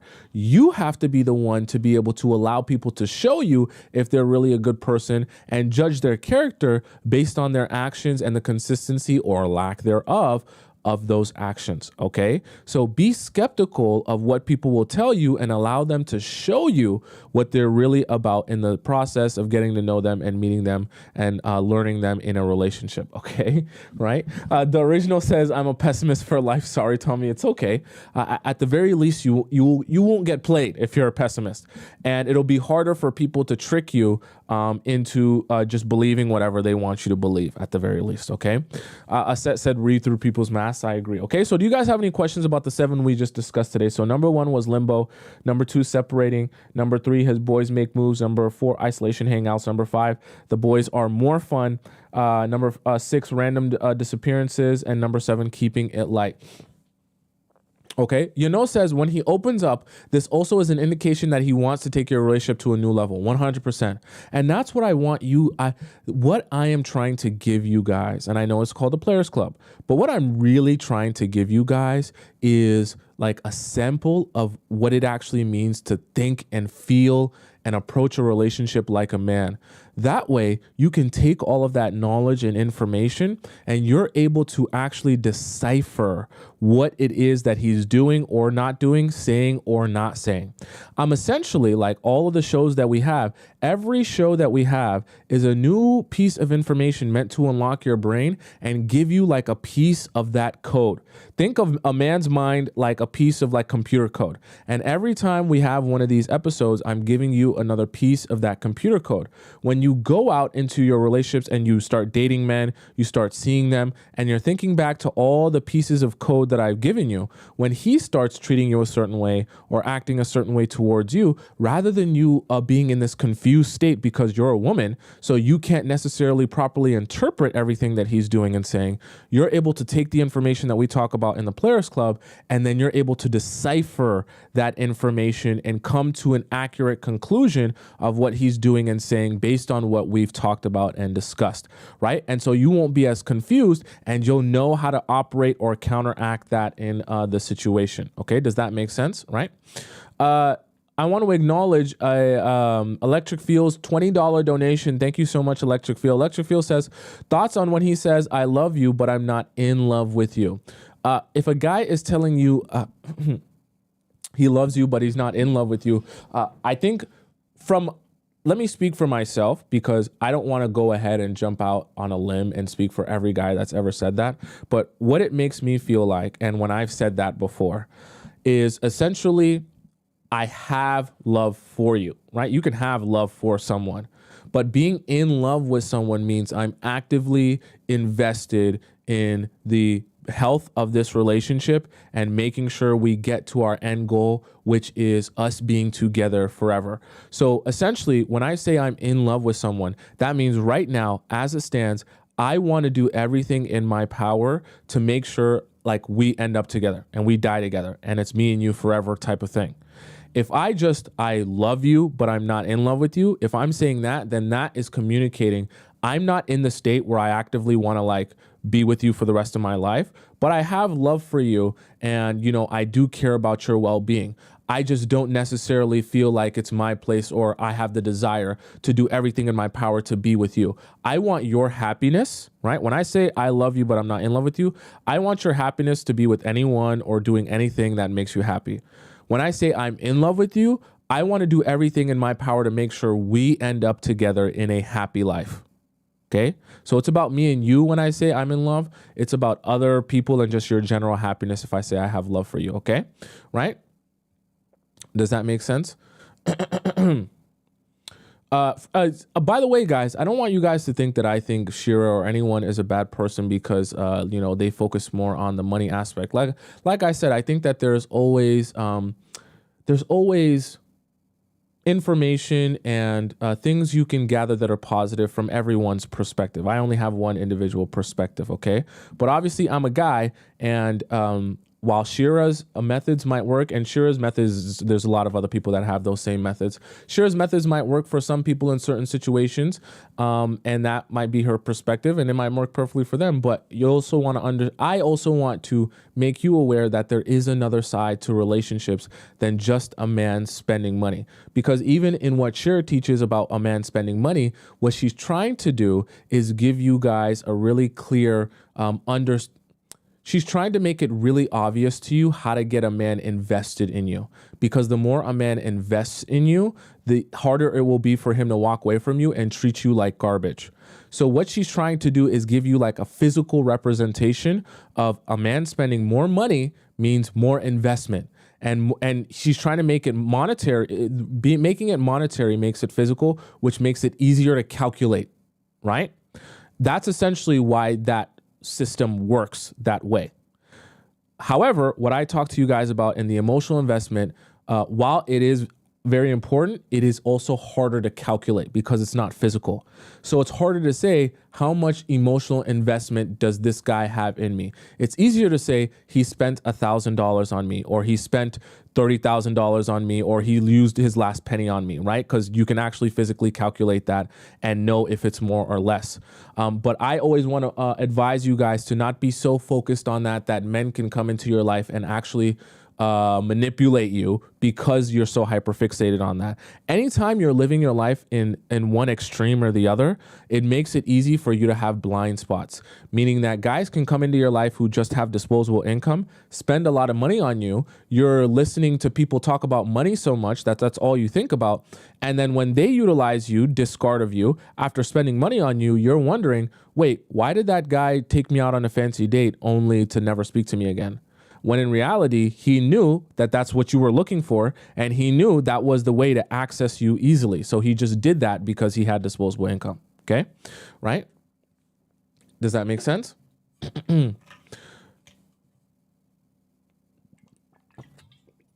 Sophie says, what if a man gets emotionally vulnerable and invests in you, but doesn't financially?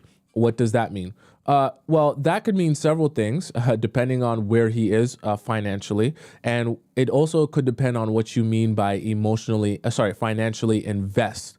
Do you mean like he's not buying you a whole bunch of gifts? Do you mean like he's not investing in your business, or he doesn't believe in you to invest in your business? And, you know, that could mean so many different things. And I'm not sure. You'd have to describe to me exactly what you mean by that, okay? Trini says, because men value money more than pineapples, and when women value pineapples, so she makes sure you make them spend what they value before they can have what you value. Yeah, I totally understand the concept, guys. I don't want you guys to think I don't understand the concept. It's just that I know that if your mind is too focused on just money, I'm telling you this as a guy, I have rich guy friends. My rich guy friends also play women. And they actually are really, their life is actually way easier than the broke guys who play women, because all they have to do is throw money at those women and they're easily impressed.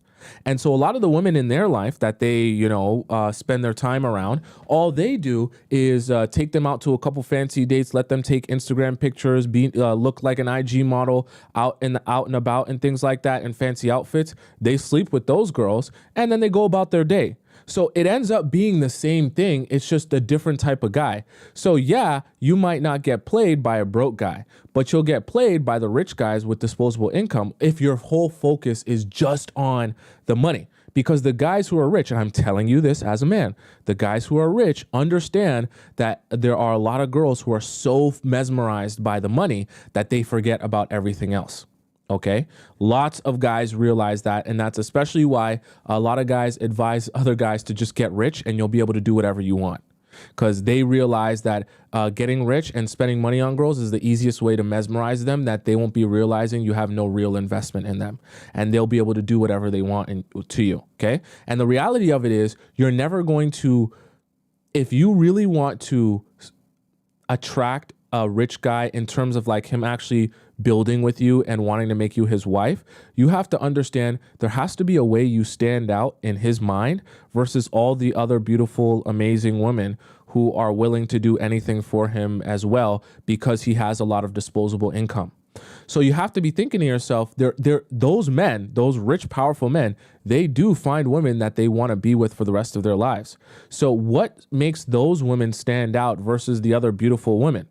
It's the emotional investment and the vulnerability. That's what you have to be remembering, and I never want you guys to forget, okay? Right?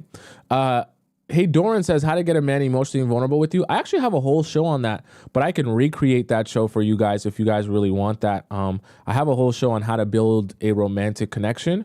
Maybe I can rephrase it or just repackage it and do another show that's updated for you guys as well on that topic if you guys really want that. Someone said old men in strollers. Sophie says he spills his guts and tells me all his problems but didn't lock in a date. Was he trying to play me? Oh, let me scroll up here. Was he trying to play me? So if a guy is yapping to you, but not being intentional with you, I don't even want you to pay that any mind, okay? I don't want you to pay that any mind simply because you can't do anything with guys who aren't intentional. I know that you want to know why, but at the end of the day, it doesn't matter why, because if he can't be intentional with you, there's nothing you can do with a guy who's not intentional with you. So if he can yap to you about his life, but he can't ask you out on a date, it doesn't really matter why he can't do that or what's the blockage there. All that matters is his lack of intention is not going to get you with him. So don't even bother worrying about what he thinks or what he wants at that point, okay? Camilla says, what if he needs time to find himself and says he's in love with me and we have a deep convo? I mentioned this earlier in the show, so Camilla, you should go into my YouTube page because I'm live on YouTube at the same time as TikTok. And the rest of you as well who missed any of the points from earlier, go on my YouTube page and just rewind it to the first point because I talked about the limbo state and I talked about limbo statements that guys are going to give to you when they just want to leave you in a confused state where you don't know what the right thing to do is. You don't know if you should cut it off and be single, and you also don't think that you're in a real relationship and you're just stuck in the middle. And they'll give you a whole bunch of statements that are yes and no so that you're stuck in the middle. And that's actually a perfect statement right there where guys are essentially a guy's just essentially telling you, yeah, I got things going on and I really like you, but I just can't do it with the things that I have going on. Okay, then you just can't be with me. I might have a whole show for you guys on how to cut men off or reasons you should cut men off. I think that's a show we need to have. I might have to put that one in my notes. Reasons you should cut men off, because some of you guys allow yourself for way too long to be in a limbo state, not realizing that whatever he's presented to you or whatever he just said to you is a clear telltale reason for you to just cut him off. And some of you guys stay way too long hoping for something to transpire that never transpires. Okay. Right. I hope maybe we should, because I see a lot of you guys. Yes, please, please, please, please. Okay. Okay. We went really late today. It's time. It's way past time. I got distracted. You guys were having some great conversation. Let's hop into it. You know what time it is. Tell me in the chat what time it is. I want to know what time it is. Very special time. Very amazing time. Very awesome time. Today's Monday, so we gonna go extra long today. I'm gonna make sure to get to a lot of these. I'm gonna make sure to get to a lot of them today. I'm gonna make sure we have some good discussion today. Please, in the chat, you gotta spam for me before we get to it. You gotta spam for me what time it is. I want to make sure you're paying attention. I want to make sure you're not asleep. I want to make sure you're not laying in your bed with your hand in your pants. I want to make sure you're here present with me. You gotta spam in the chat what time it is, so I know what time it is. Here we go.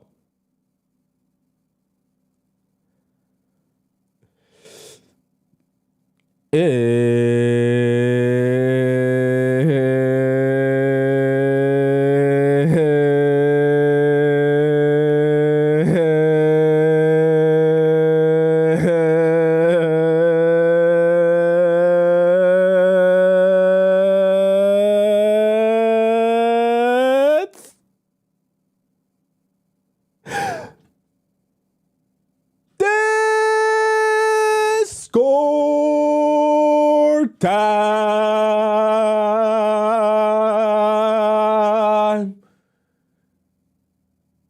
Yeah. Okay, guys. Let's hop into the Discord here.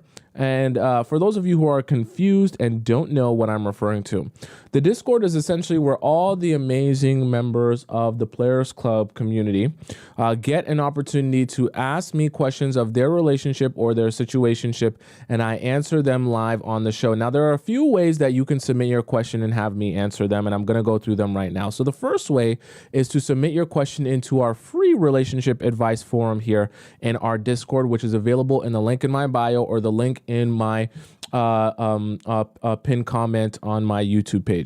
Now, when you submit your question in the format, just look up the format that it's there in the example question, and you can submit it. Now, I want to warn you, it's first come, first serve. So if you submit your question right now today, it's going to take me about a month to get to your question. You see 28 days. This highlighted question, this is the oldest question that I haven't answered yet, and I have to be fair to everyone and answer them in the order of oldest to newest. So it's going to take me about a month to get to yours if you ask your question in the free section today. Now, if you're impatient and you don't want to wait that long, that's perfectly fine. You have a second option to ask your question, which is our relationship advice premium section, where it's the same forum, same type of forum, except you get to skip the line because it's like a VIP pass at a theme park where you don't have to wait your turn because I answer these questions, the premium questions first.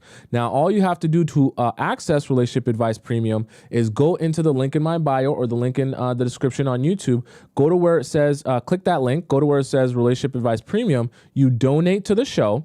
And when you donate to the show, you're going to put in your Discord username and the title of your question. I'm able to see that and get a notification on my phone on my end. I'm able to confirm that's you because you have your title of your question and the Discord username there. And then I'm able to verify that that's you and keep it fair to everyone so that random people aren't just dropping their question in here who haven't donated to the show. Okay. So I'm going to answer the first question. Oh, and if you don't want your question to be live on the show, but you still would love to get my advice, you can always go into our private relationship advice section, which is also in the link in my bio on TikTok or the link in my description on YouTube, where you're able to ask me a private relationship question. All you got to do is fill out a form with your name and your email. You ask your question there, you submit it to me, and then you're able to get an answer from me privately via your email. Nobody else sees it, and I answer you through voice message. Very thorough, okay? So we'll start off here with A. A says he wants to see me all the time. A says, I'm the girl that is going out to Minneapolis on Sunday. He asked again if Saturday or Sunday was better for me. I chose Sunday. The thing is, okay, so damn. You sent this in, but it's Sunday now. We're past Sunday. The thing is, he texts me all the time asking me, and I give excuses each time. For example, yesterday, he said he is passing by my college to get supplies for his business, and he offered to get me coffee and bring it to my class. I was really nice about it, but I said, thank you so much, but I already had coffee in the morning, but good luck with work. And the thing is, I didn't want him to drop off coffee for me because the day prior on Wednesday, I had a 5-hour break and he previously planned to take me out. So I went out and he got me waffles and coffee. So I ended the date in 1.5 hours, but I was wearing the same outfit as yesterday that I wore on Wednesday. Oh, so that's why you didn't want him to get, because you didn't want him seeing you in the same fit. Think you a bum. Okay, it's okay. Okay, we all been there. I can't have him getting me coffee to class spontaneously because although I look gorgeous all the time, I don't want him seeing me in the same outfit twice, / have no makeup on, etc. I like to look my best when I'm around him. I can fix myself up to uni every day, so I'm ready if he wants to bring me stuff to class, but I don't know if that's sustainable. So, okay, this is a thing that I actually talked about on Friday. See, I know the position that you're in and I know why you didn't want him to come that day. But one thing that you do want to make sure of psychologically is that you always give him a lot of positive reinforcement when he's doing things for you that you want to see continue. So maybe coffee might not necessarily be the thing that you always want for the rest of time, but when he goes out of his way to like think of you and try and do things for you, you want to encourage that behavior. Don't get into a cycle where you're starting to discourage his behavior anytime he's thinking of you or going the extra mile for you. Because I can assure you 90% of men are not going to be going out of their way, fixing coffee or buying coffee and bringing it to the classroom of the girl that they like. 90% of guys aren't going to do that. So if you have a guy in that state doing that for you, make sure you're encouraging him with positive feedback and reinforcement of how much you appreciate it. I know that you were in the same outfit, but listen to me. I'm a guy. I can assure you, if he likes you that much that he's bringing coffee to you, he's not thinking that you're gross because you're wearing the same outfit twice. I promise you. He's too mesmerized by you and everything you stand for and your aura, as the kids say. He's not thinking about the fact that you're wearing the same outfit twice. I know you're thinking that he might be thinking that. He's not thinking that. What's more important is you making him feel really good about going out of his way for you. Because what that's going to do is the next time he wants to go out of his way for you, he's going to be thinking back to how good it felt and how appreciated he felt by you for doing the most for you. So it's going to become a pattern of behavior where anytime he wants to feel really good in this relationship, he goes out of his way for you. Never forget that when people do something for you, they can say it's out of the kindness of their heart. But at the end of the day, when you do something really kind for someone and they show you so much appreciation, that does something for you emotionally. Do that for him if you want that behavior to continue. If you start discouraging that behavior, you're going to see that type of going out of his way for you dwindle down slowly but surely. And then you'll be messaging me another message that, hey, he used to bring me coffee all the time. Now he doesn't even text me back. Okay, you don't want that. I know he is loyal to me because everyone knows who he is because he has the most expensive car in the city / state. And there was a fair at our college and he gladly drove in front of everyone, opened the car door for me. You're flexing on the chat here because you know that the rest of the chat here is they're not gonna like you. They're gonna be like, girl, what is your problem? He's got a nice car and they're not gonna like you. You flex on the chat here. Also, he hasn't followed any girls ever since we started dating. The chat not gonna like you. Anyways, between him and how much he misses me, etc., I don't reciprocate. Don't worry, I gave him a message that said, excited to see you, just so he doesn't feel rejected. And he took that as a sign to plan again. So he offered to take me rollerblading and dinner after class. And I said, that sounds like a lot of fun, but I already made plans. He was so sweet about it. So I later sent him a picture of me and my girlfriend at dinner.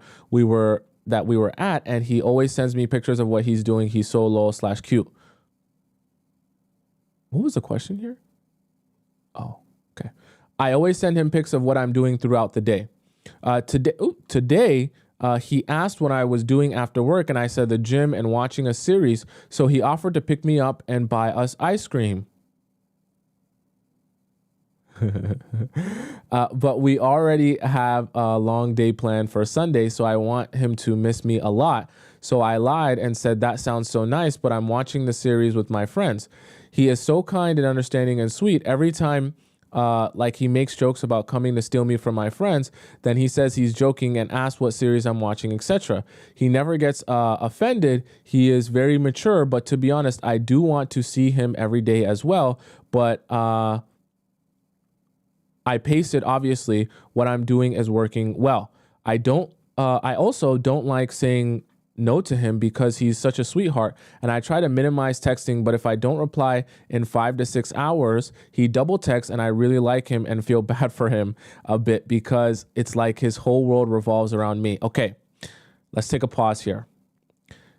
I'm glad you sent me this message in premium because you're sending me this in prime time before things start going wrong.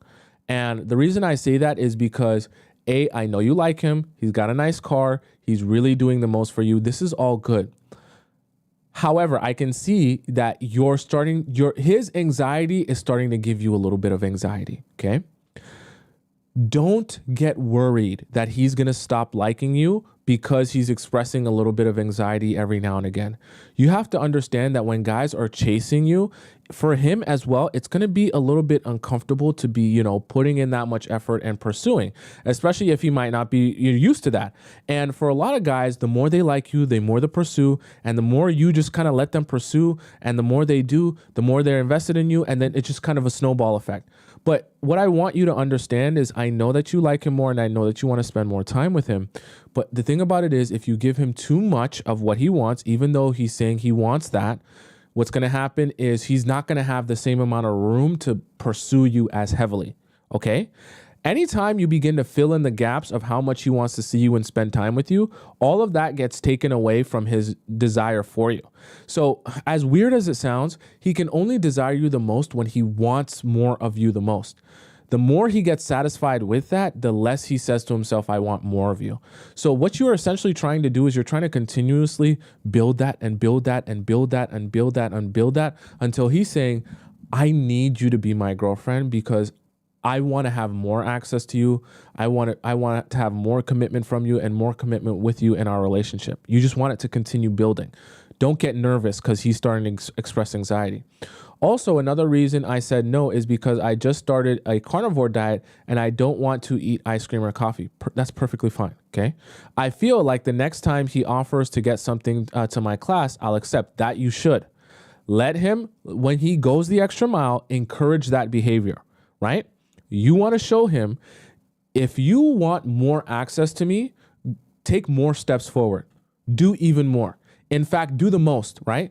You want to give him what is essentially, if you're thinking about it like math, okay, I don't want you guys to start sweating. Think about it like a line graph in math, okay? So meaning the more effort he puts into you, the more access he gets from you, okay? So as the effort increases, as he goes the extra mile, he gets more access to you, meaning he gets to see you more, he gets to spend more time with you, all that good stuff that he clearly wants so badly. You need to show him that there's a correlation between that so that he can understand that and make that link subconsciously. Don't do the opposite and make it harder for him to see you when he's going the extra mile. So what I mean, for example, is when he gets you coffee and he's like, hey, I would really love to drop coffee off at your house, and he sends you a message, let him drop the coffee off, like respond to him and let him drop the coffee off. Let that be an opportunity where he actually gets quick access to you for doing the extra thing. Oh, I got some flowers for you. I wanted to make sure, you're having a good day. Let him get that access to you. Keep showing him that if you want more access, you do more, right? That he understands every time I do more, I get more access. Subsequently, if I do less, I get less access. Do you understand what I'm saying? Keep that correlation steady, okay? So the men in my class, see I have a man and they can leave me alone, then I can throw away what he got me later. But I don't know. What do you think? Yeah, even if you don't want it, let him see the correlation between doing more and getting more, right, from you. Minneapolis will be fine because he is taking us to a breakfast place. So I'm sure I can get eggs, bacon for lunch. He is taking us to a really, wait, like you and the friends? Okay. He's taking us to a really expensive unlimited steak place, which is good for a carnivore. I've also tried the carnivore diet. Be careful with your poop because it can make you quite constipated if you're not careful. Okay. So figure out how you're going to get fiber on your carnivore diet. But I don't know any suggestions, unless you're not doing it that strict and you can eat vegetables and stuff.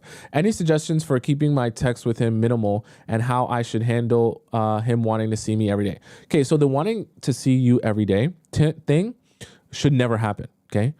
Never fall into the trap of seeing a guy every day because the only thing he can think after that is I would like to see her less because he already sees you every day. He can't think I want to see you more than every day. He can only think I want to see you less than every day.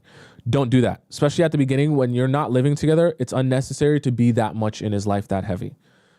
Second thing, when you're talking about minimal text, exactly like you've been learning from me and learning from the show. Keep the text, using it as a tool to plan things. Of course, you can have back and forth text every now and again, but it doesn't need to be your main source of communication with him all day, every day. Do your work, do the things that are important to you, hang out with your friends, and let him continue to pursue you. Don't get lost in the sauce and think that you have to text him and message him every day. You don't. You really don't. And he'll still like you. He'll still remember you. He'll still want to spend time with you. All the good things will still happen, even if you don't text him every second of the day. Don't you worry about that. All right. So I hope that makes sense to you. It's also hard for me to say no to him because I know him so well. Now that I've asked so much questions on dates with him, I know everything he's been through, which is why he acts like such a gentleman, and he's been through a lot. It's crazy. I've never met someone who's gone through such difficulties in their life, and I just feel bad. And I also don't like saying no because I do really like him, and he is being so sweet and offering everything to me like I'm a princess, but I am doing this so I can keep his interest in me high so he can anticipate our dates twice a week. Stay strong. I'm glad you sent me this message. I hope you're watching right now, so that you can stay strong. Remember, this is where I need to get serious with you. It's survival of the fittest out here.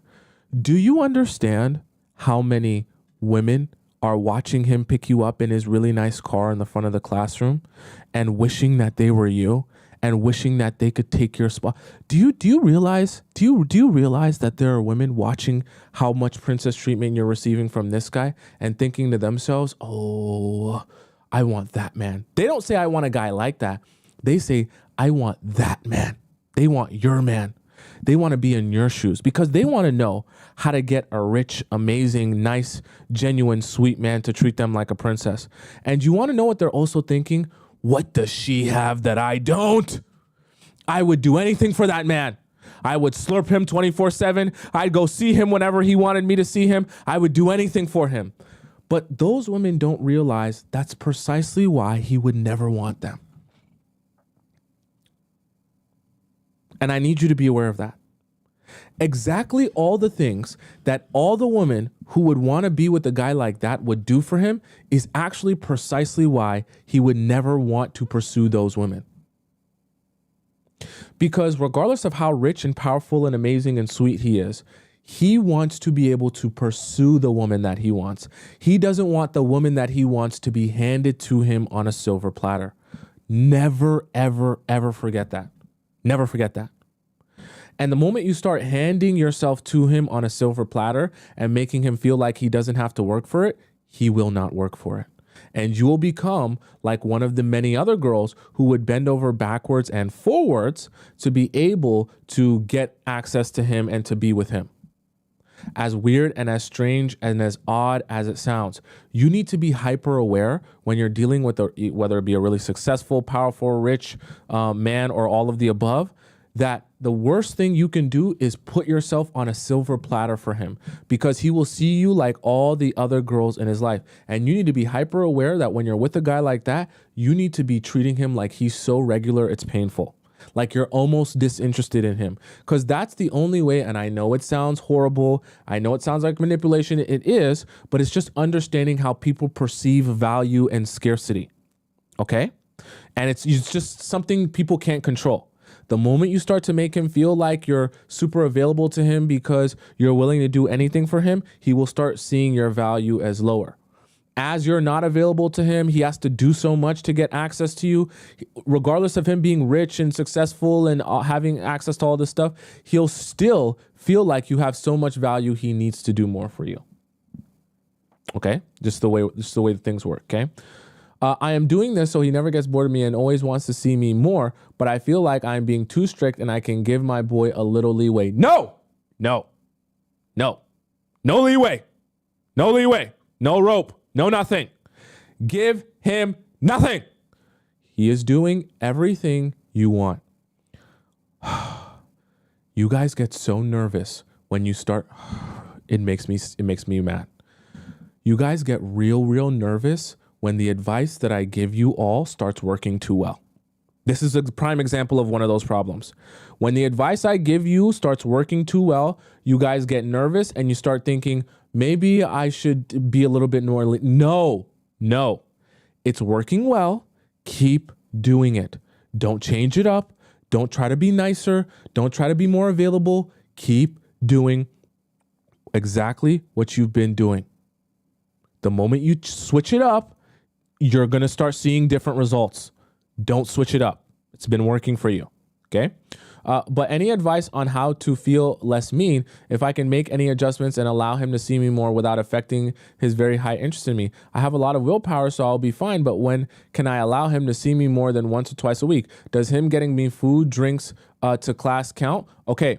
So I'll make this very clear for you. Food, drinks to class can be the time where he sees you because he's bringing you something. Okay.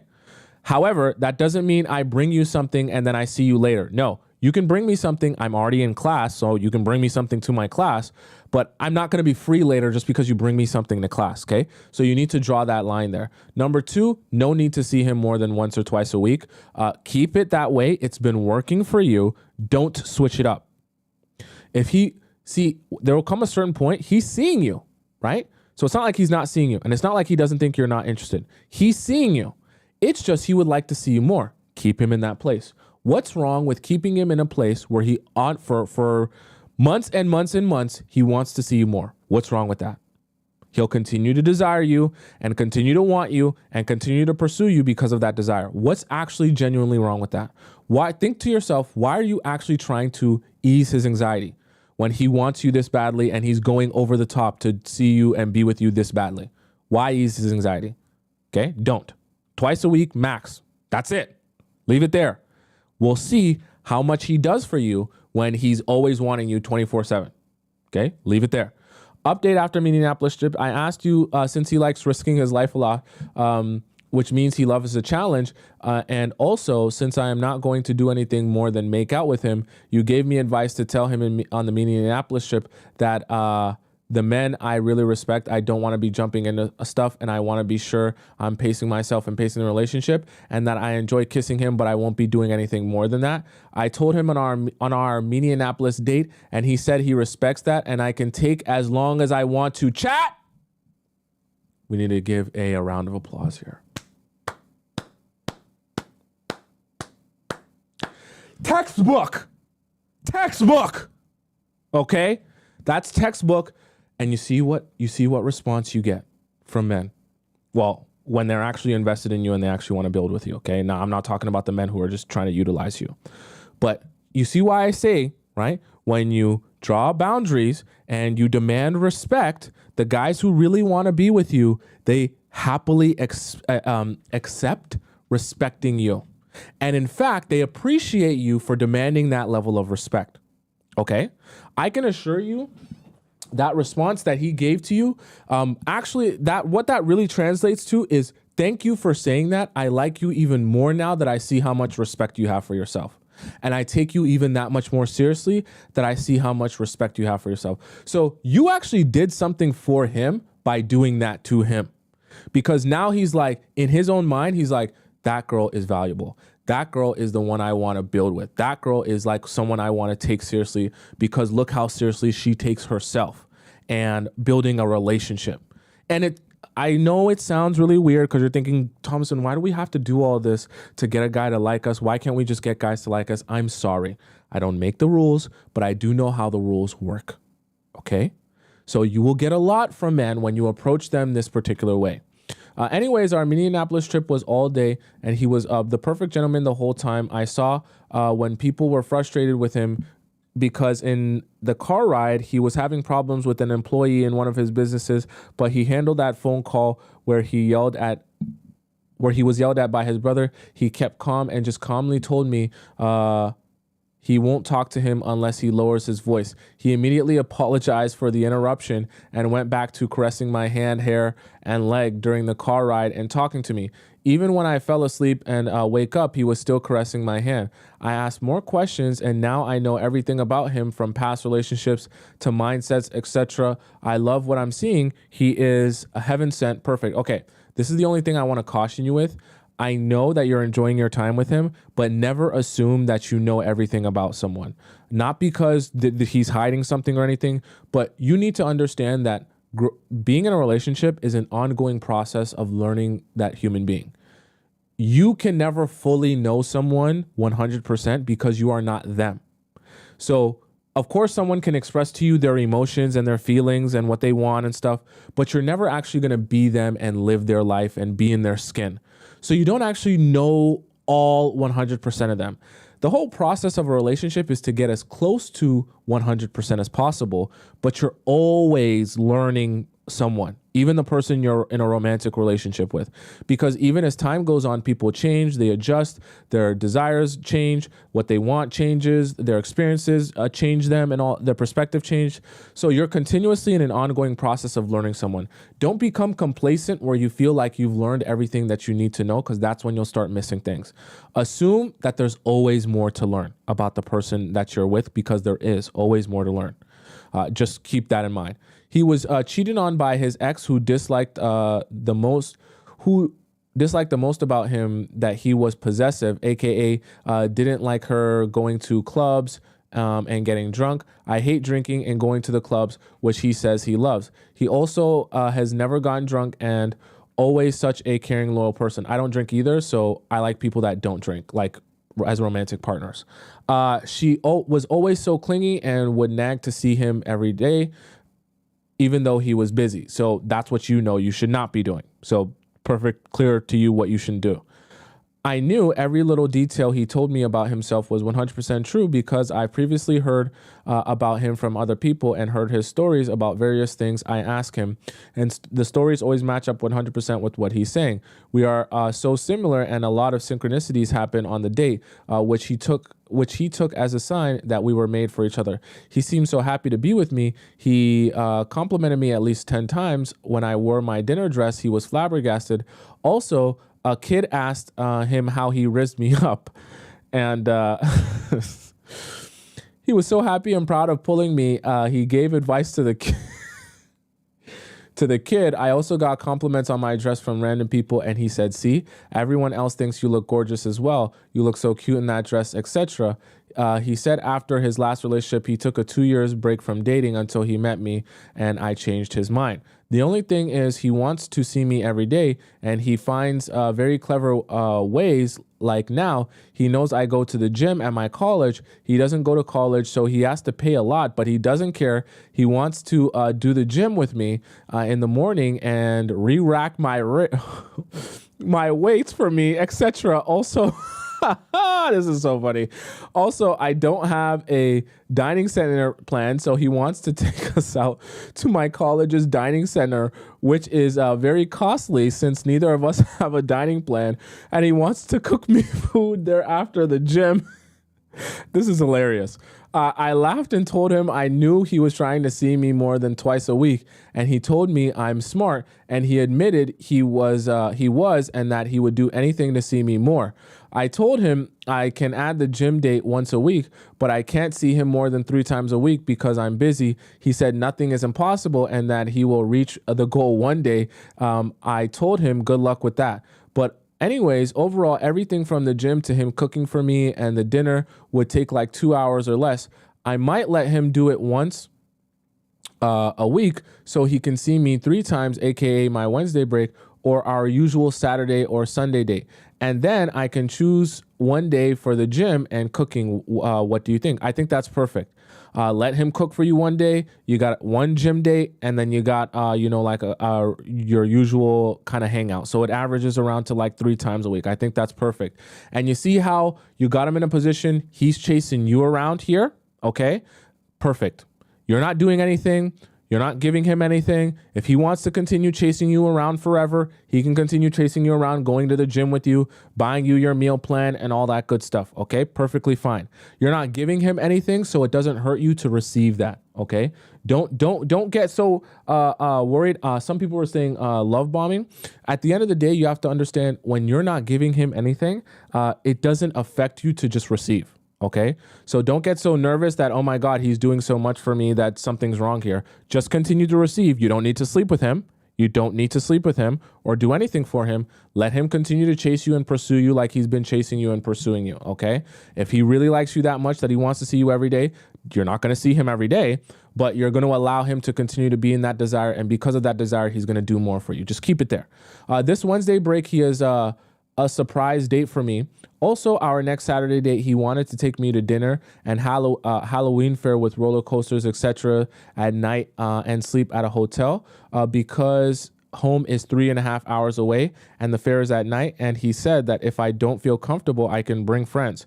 I remembered you and I remembered you saying no sleepover. So I told him I feel very comfortable around him, but I like to take things slow. So he planned that he was going to fly me to a nearby U.S. state and back home the same day. Guys, I want you to understand this is not love bombing. Love bombing is when people will tell you a bunch of yip yap and not actually do anything. I'll be honest with you, A's got a doer on her hands, okay? He's doing the most, not saying the most. Okay. She doesn't say he said he would, he mentioned he would. She's talking about a lot of the stuff he's doing. Okay. I always tell you guys, you can't replace action, right? And investment, and real investment is action. It's not yap. Okay. Love bombing is yap. Doing is real intention. Okay. You can't fake real intention here. And at the end of the day, I have to say, as a man, he's doing a lot of intention. Okay. He's not, you shouldn't be that worried. Okay. Not that you should start giving up on all your strategy here. Keep doing the exact same strategy, but you're getting what you need to be getting.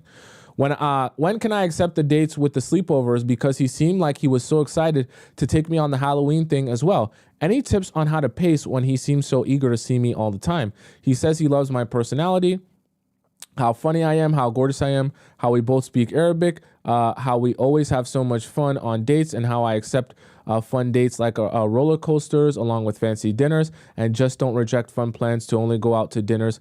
He loves how much he enjoys his time with me, and he also loves how I stick to my word when we plan dates a week ahead, and I accept. I always say yes when he follows up with me. I never bail when I accept his dates. Even though I don't reply to his text between dates, I allow 3 to 6 text exchanges per day. He also said he respects and loves how much of a hard worker and how busy I am. I think he mentioned something about tailgating last week, and he already planned us tailgating in 2 weeks for the next football game. Wow. He's planning 2 weeks in advance. Someone said she's definitely a baddie. She must got that dumpy on her for sure. He is adorable. I couldn't create a robot that acts more perfect than he does. He also says he loves hearing my voice and wants to call me to talk to me, but he doesn't want to interrupt or bother me. I told him he can call me whenever, but depending on his luck, if I'm free, I'll pick up. If I'm busy, I won't. Also remember, guys, in the chat, I don't want you guys to forget. I know this message has been a bit long, so almost done. that this was a guy who in his previous relationship, he was too busy for his girl, and his girl got mad that she wouldn't spend a lot of time with him. So think about how his old girlfriend feels if she was reading this message. She'd be sick, okay? Because she's getting everything. And that girl had to beg to spend time with him, and he was too busy for her. He's so adorable, but when I do pick up everyone in 3 calls, I will end those calls 5 to 10 minutes. So he says he's eager and continues to miss me. Thank you so much, Tomisin. When I get married to him and become extremely rich as well, I won't forget you. I will pay you back. Thank you so much.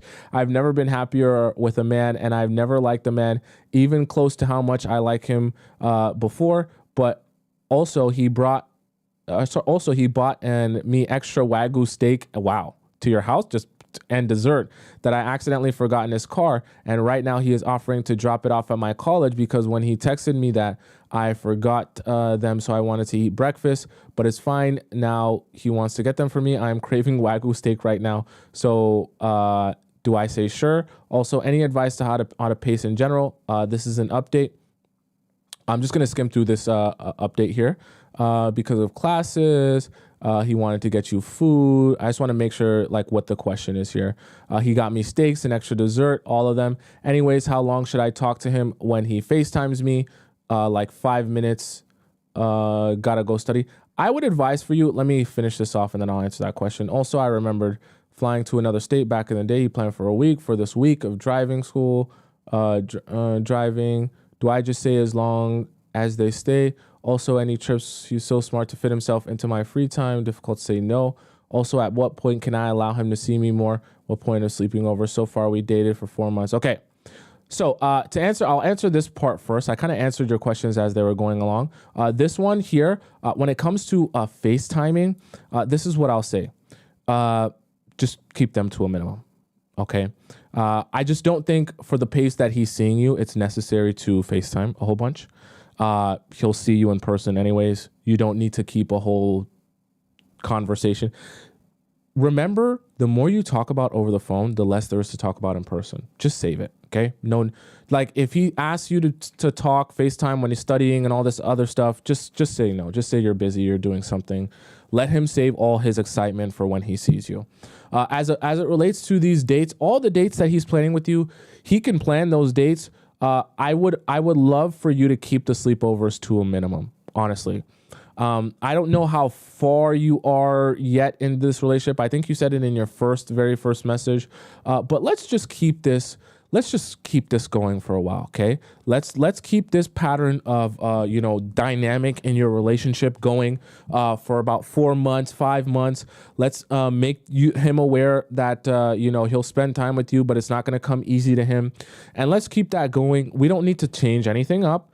You're doing so well. Everything you're getting that you want, you're getting it. We don't need to change anything up for the next 4 to 5 months. In fact, I would probably say 6 months. Okay. Just keep it going at this pace. You can see him. Don't try not to do more than 3 a week, because at a certain point, it's just going to become an everyday thing. You'll continue getting what you've been getting, like you've been getting it. And I want you to continue seeing these results. He likes you a lot. He's also telling you in this paragraph you sent here, he was telling you all the different ways that he likes you and wants you and appreciates you for all you do and how you present yourself and all that good stuff. That basically tells you don't change anything. He's happy with you. He's happy with the relationship. He's happy with the dynamic. All he wants is to see you more. But that's not really an actual problem. That's just something that you're imagining as a problem because you're thinking, oh, he wants to see me more, so I should see him more. No, it just means he desires you a lot, so he would love to see you more. But trust me, we do a lot for things that we really want, okay? So just let him stay in the state where he wants to see you more. You see him 3 times a week. Let this go on for a while. Let this dynamic continue to be established. And I promise you, I can guarantee you, if you let this go on for another 6 months, before the 6 months is up, he'll already ask you to be his girlfriend officially. So at that point, you can sleep over, okay?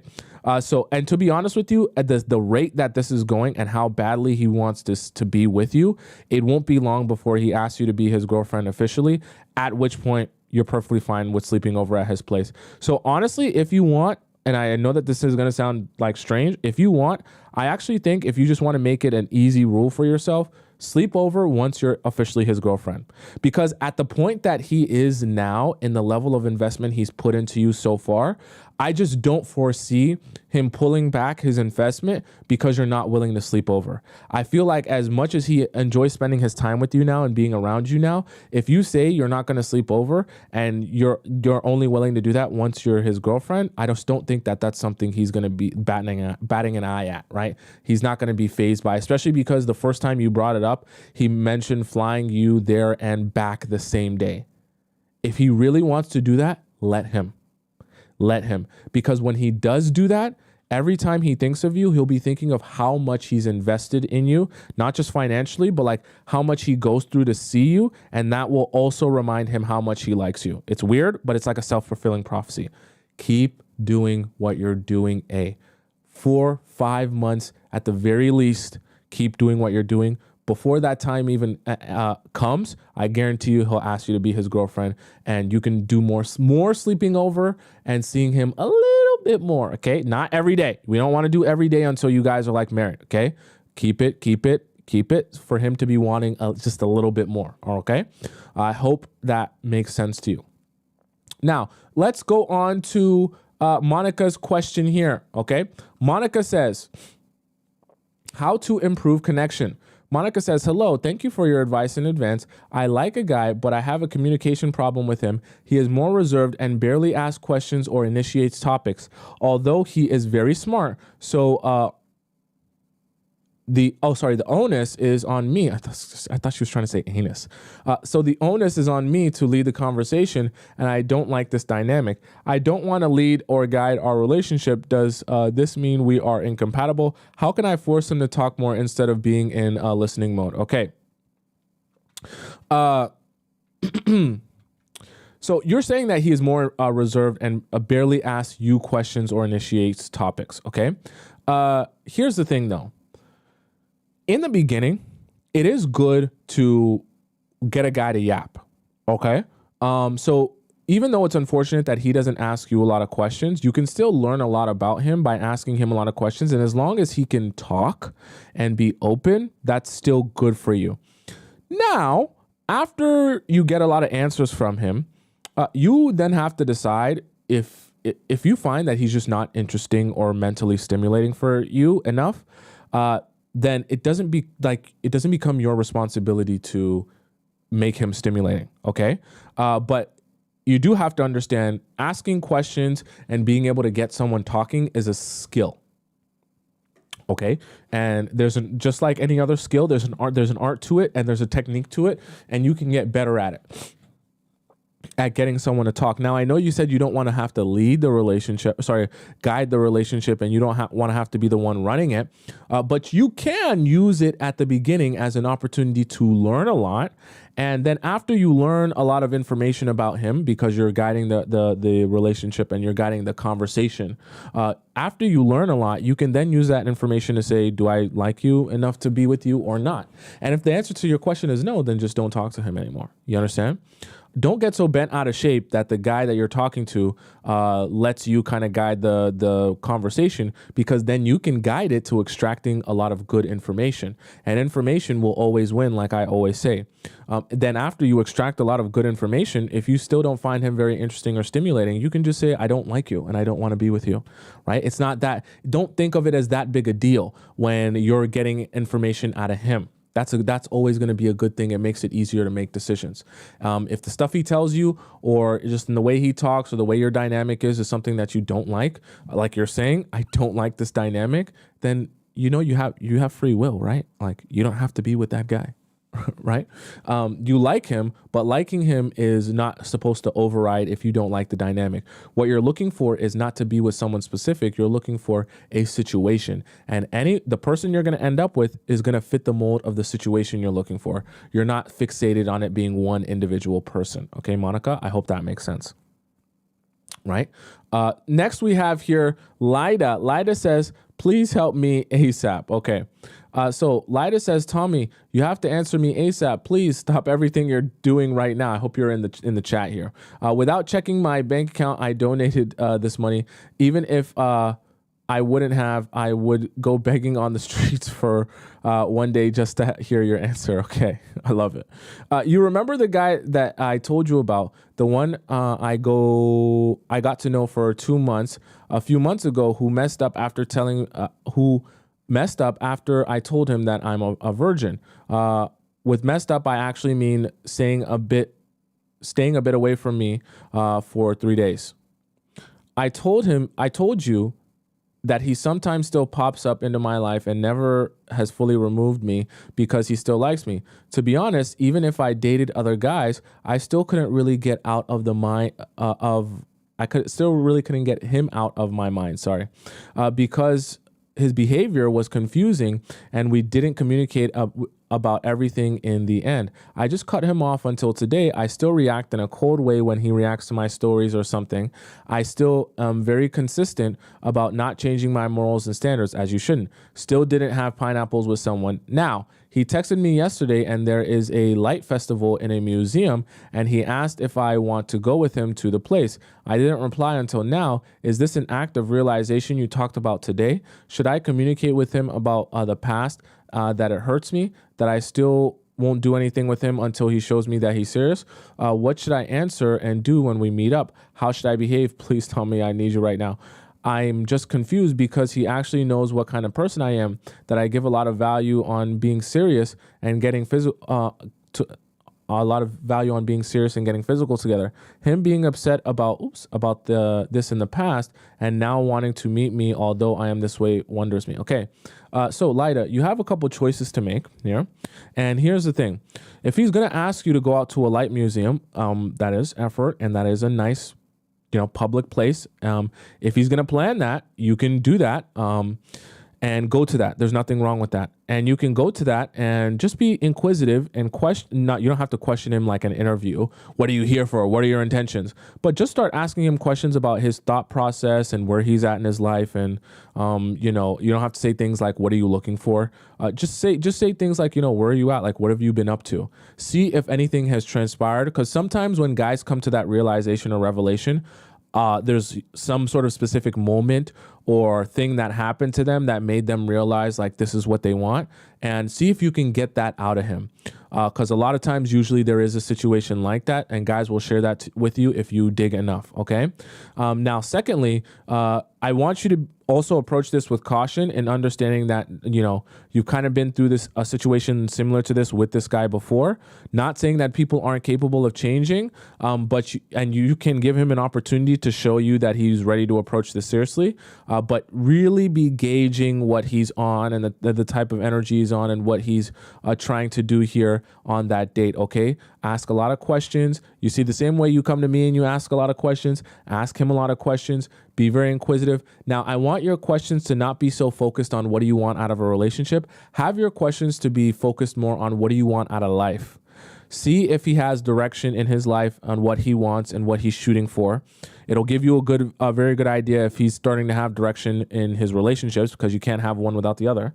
And also, as you start to learn about what he wants for himself and what he's looking forward to with himself, you'll start to get a better understanding of if he's even in a mental state to have a relationship. Because some guys might say, I want to do this. I want to move to Portugal. I want to move here. I want to do this. And you're thinking to yourself, this don't sound like no man who's ready to be in a relationship. Okay. So you'll get a lot of answers by asking him questions and just observing and analyzing the situation. So be thinking and writing down all of your different questions that you're going to ask him, focused and geared towards him and his own life, so that you can start gathering information about how he would approach this relationship.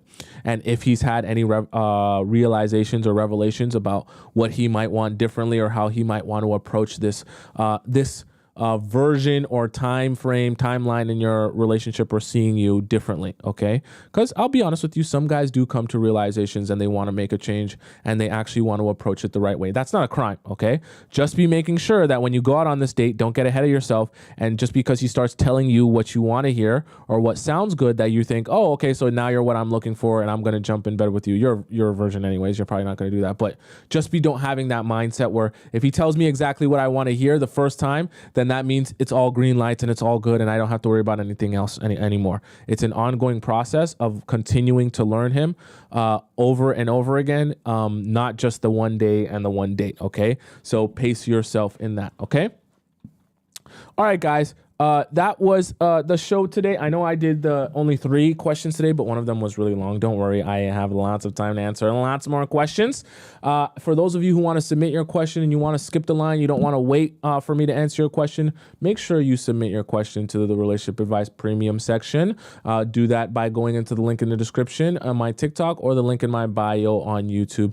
And you can access it as well the same way if you want to send me a private question because you don't want it to be seen in the Discord. You can do that as well. I answered a bunch of private questions this weekend to people via voice message through their email. Okay, so you got multiple options there to ask me questions. For those of you who want to follow me on Instagram, my Instagram is right above my head on the top left side of the screen there. It's just Tomisin_Tub. You can follow me on Instagram, get access to me, see everything I'm doing at every part of the day. It's also on the bottom right side of the screen there where you guys can follow me if you're on YouTube as well. All right. And for those of you who are on TikTok and you want to rewatch the show because you missed parts of it or you came late, it's all available on the top right of the screen. It's just my name. Just type in my name on YouTube, go to my YouTube page, and you go to the live section. You get to rewatch this live stream along with every other live stream that I've done since the beginning of time, so you won't miss a single moment, because as well in the live stream you have the YouTube and the TikTok chat embedded in the live stream, so you get the chat and the conversation as well as me. All right, guys, I'm here every Monday to Friday, 4 p.m. Eastern Standard Time, so I'll be here again tomorrow at the same exact time, 4 p.m. Eastern Standard Time. Figure out what time that is in your time zone and join me right on time tomorrow where we talk about love, life, and relationships. Until then, goodbye, sayonara, arrivederci, adios, ciao, hasta la vista, bon voyage, and I'll see you again tomorrow at 4 p.m. Eastern Time. Okay? I love you so much. I'm probably